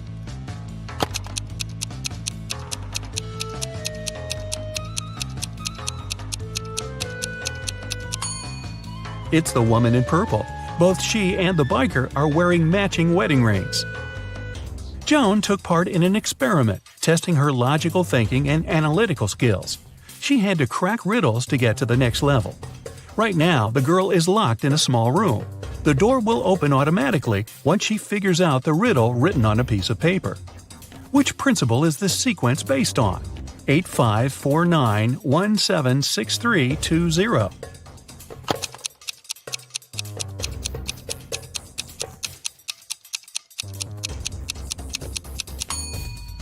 The numbers are lined up based on the alphabetical order of the first and second letters of their name. 8, 5, 4, 9, and so on. Joan managed to get out of the room and is ready for the next task. This time, the girl needs to join all the blue points on the screen, but she's allowed to use only 3 lines. How can she do it?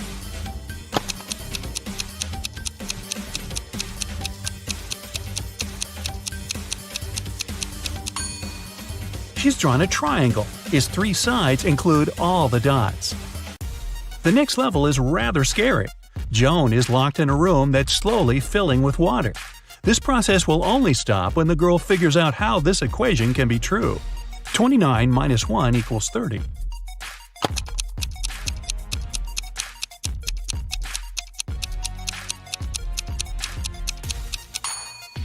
Even under these stressful conditions, Joan managed to crack the puzzle. She replaced the numbers with the Roman numerals. XXIX minus I equals XXX. Then she removed the 1 I from 29 XXIX and got 30 XXX. Wow, this was a riddle with a lot of excess. And finally, Joan is given the last test. She needs to figure out which object is the odd one and doesn't belong to the group. Can you do the same?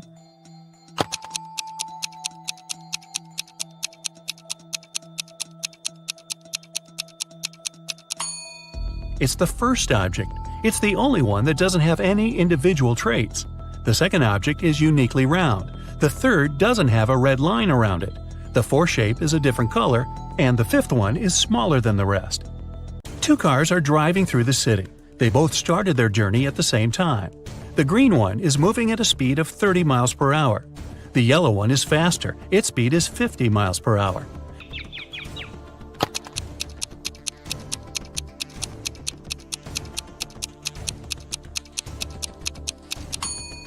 Well, the cars were traveling in opposite directions. Look at this teenager and two women behind his back. Who is his real teacher?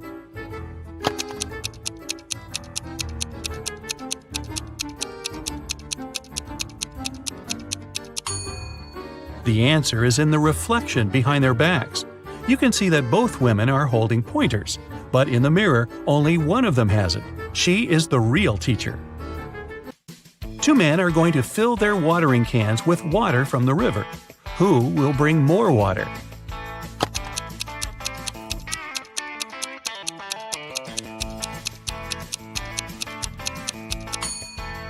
The spout of the older man's watering can is situated lower than the spout of the other man's can, and the level of water can't be higher than the spout. It means the younger man will bring more water. Evelyn wants to visit one unusual restaurant, but to get there, one must know the password. The girl hides around the corner to figure it out. She sees a man come up to the security guard. The guard says 12. The man answers 6 and is allowed to come in. Then a young woman approaches the security guard. He says 6 and she answers 3. Evelyn is sure she has figured out the pattern. She comes up to the security guard and hears him say 4. The girl says 2 and isn't allowed to enter. Why?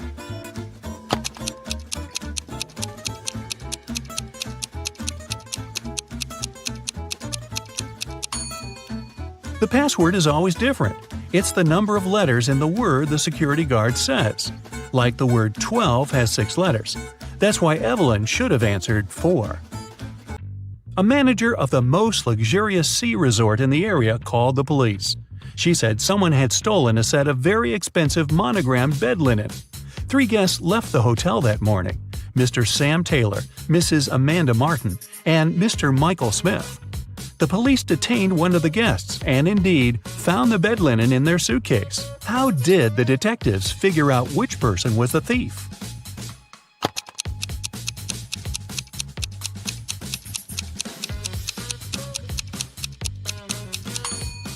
As you can see, the hotel's name is Morning Star.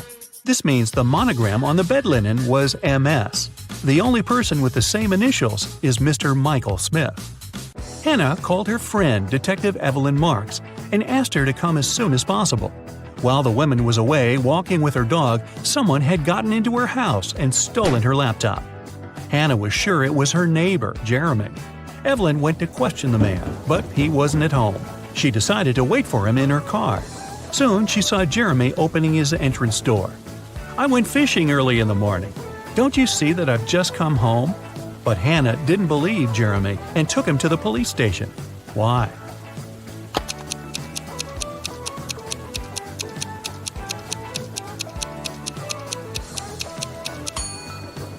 The guy was wearing white sneakers, but it's been raining since early morning. If he was out fishing, how can his shoes look so clean? Detective Jacob Robinson was spending his vacation in the mountains. One morning, he found out someone had stolen a big sum of money from the owner of the hotel where he was staying. Jacob offered the man his help and questioned all the hotel guests. Emma said, "I felt unwell and spent all the evening in my room." Lewis explained to the detective that he had only arrived at 2 a.m. and had gone straight to bed. And Simon said, "I've got friends living here in the village. I went to visit them and returned in the morning, just an hour ago." Detective Robinson immediately realized who was guilty. Do you know it?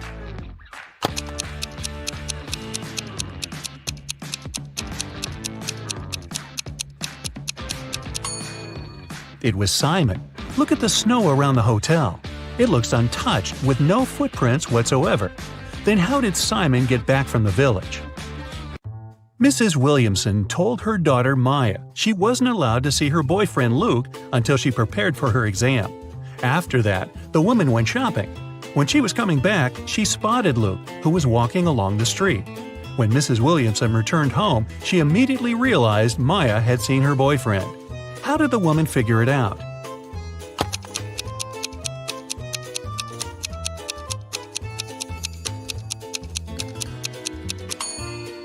When she was leaving, there were 5 roses in the vase on the kitchen table. Now there were only 4, and when she saw Luke, he was carrying a rose. Private Detective Sean was waiting for his client in the lobby of a large hotel. The client was running very late. That's why, to entertain himself, Sean was observing the hotel guests. He noticed a man at the reception desk. He had 4 suitcases, but refused when the porter offered to help him with the baggage. The man went to his room, only to reappear 5 minutes later with the largest of his suitcases. Half an hour later, he returned without the suitcase and went to his room. Soon, he rushed to the reception shouting, "My suitcases, they're gone!" Sean introduced himself and, together with the hotel management, joined the man in his room. Something seemed off about the guy, and soon the detective realized he was a fraudster. What did the man do?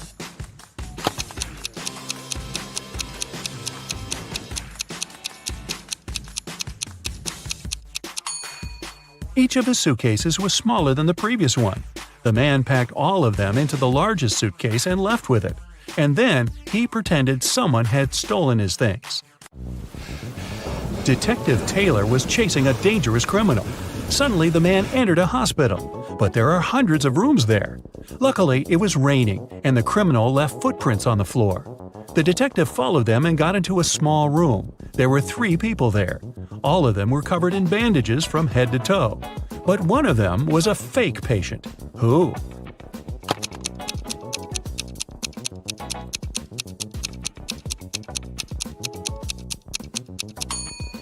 It's the man in the middle. He doesn't have a medical chart next to his bed. Hey, Brightsiders! How about giving your sharp mind a shake? Then put on your detective hat and listen attentively. One day, Johnson woke up and immediately felt that something was wrong. While sleeping, he somehow turned into a metal robot. Johnson looked around. The place where he woke up seemed to be a dungeon, dark, damp, and very cold. There were 3 corridors leading out of that place. The first passage had a treacherous floor. Some of its panels could collapse, sending people into an abyss. Massive boulders fell from the ceiling of the second corridor every 30 seconds. And the third passage was filled with giant cacti, whose thorns were covered in poison. Uh-oh. Which corridor is the safest?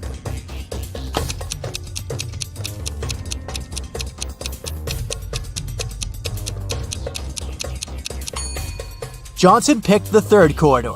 Thorns would do no harm to his now metal body, even the ones covered in poison. Mila was locked in a jail cell. It was rather small, with a dirt floor and a small window high above the ground. The only thing she saw was a tiny shovel in the corner. In a couple of hours, Mila managed to break free from the cell. How did she do it?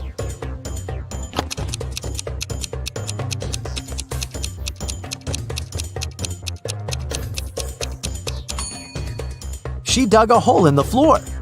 Then she made a pile using the soil, climbed on top of it, and escaped through the window. A student failed an important exam, but the professor decided to give him another chance. She said, "If you crack my riddle, I'll let you take the exam again. 2 plus 2 is the same as 2 times 2. Find a set of 3 whole numbers whose sum will be the same as their total when multiplied." The student didn't need much time to figure out the answer.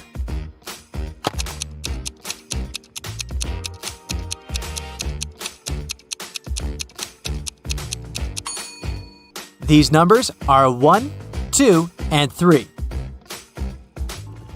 One guy decided to become a scuba diver, but during his first dive, he got dazed and disoriented. He couldn't figure out which way he should swim to get to the surface. Soon, he also noticed he was running out of air. He started panicking. Can you help the poor guy find his way to the surface?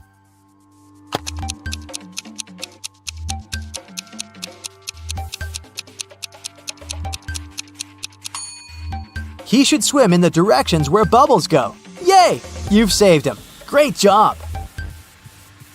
A unique diamond was on exhibition in a famous museum. It was guarded at all times, and only a small group of 10 people were allowed to enter the room. After one of such groups had left, an alarm went off. The guards ran into the room and found a young man there. When they searched him, they found nothing extraordinary. Just several bills, a lighter, a bottle of soda, a camera, and a smartphone. The guards had to let the man go, but the next morning, it was announced that the diamond had been stolen. How did it happen?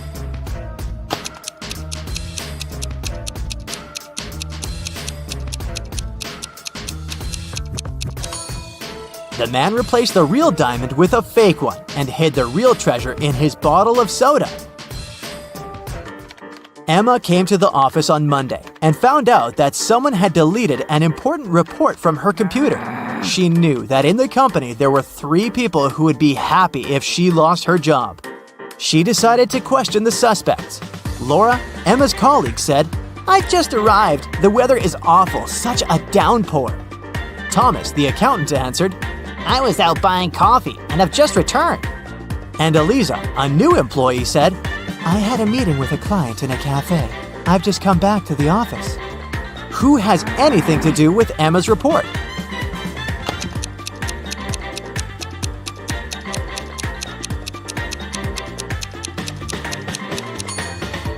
Eliza, pay attention to the suspect's feet.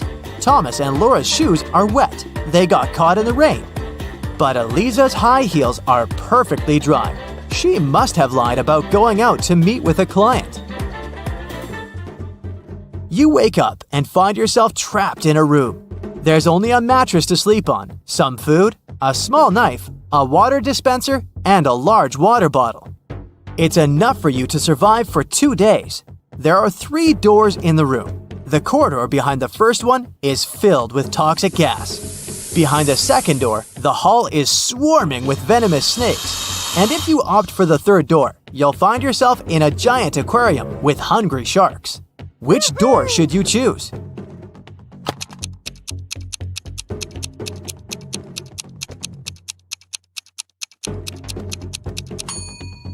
Empty the water dispenser and cut its top part with the help of the knife. Then put it over your head so that no air can get inside. Then leave fast enough through the first door. Imagine finding yourself in a room with 4 doors and a deep pit in the middle. Behind the first door, there's a ferocious tiger. The space behind the second door is filled with bubbling lava. The third door prevents poisonous gas from leaking into the room. And the fourth door leads to a tiny storage room with no windows. You have to decide fast how to get out of this trap.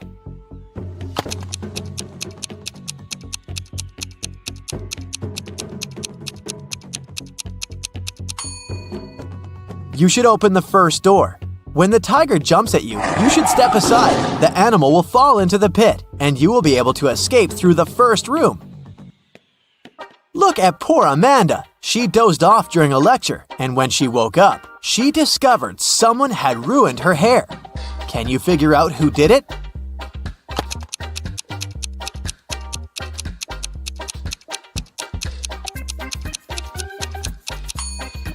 The culprit is the guy on the right.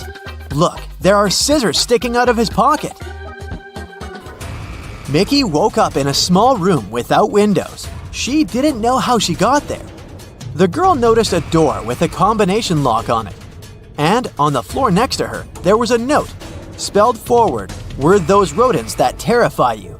But what you need is spelled backward. You can't touch it, but you see it at night. What is the password?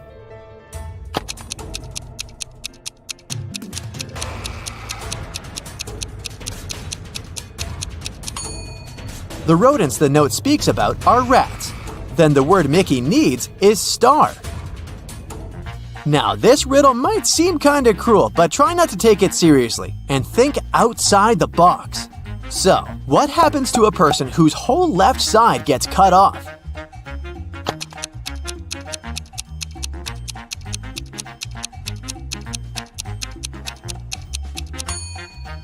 They're all right now. Told you it wasn't too bad. Jack reached the final of a popular game show. Now, if he wanted to get his prize, he had to pass the last challenge. He entered a large hall with 3 cardboard boxes in the center. One of them had white balls inside. The second contained black balls, and the third was filled with black and white balls. The boxes were sealed and labeled, but all the labels were wrong. Jack was allowed to open one box, pick a ball, check its color, and put the ball back into the box. How many times would the man have to repeat this action to label all the boxes correctly?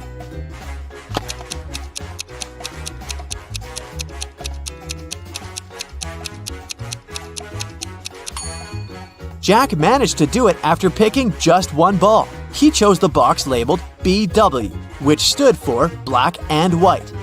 Since all labels were wrong, it could be either BB or WW.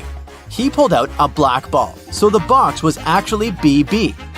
Then, logically, Jack figured out the rest of the boxes.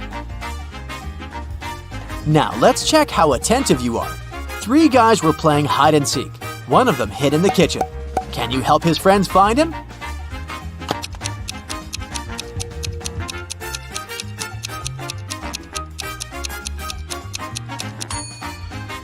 Yep, I don't know how he did it, but he managed to squeeze into the oven. Now, I've got a tricky but fun task for you. I'll be showing you different emoji combinations, and you'll need to figure out what Disney movies they stand for. Let's start with these emojis. What movie is hidden here?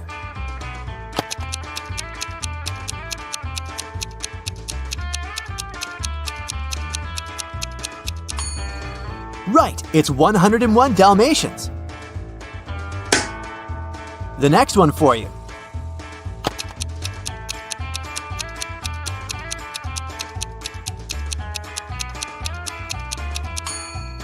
That's The Little Mermaid. How about this very popular one?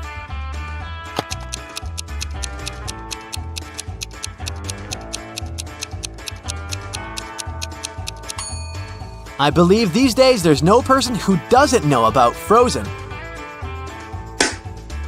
And the last one for you.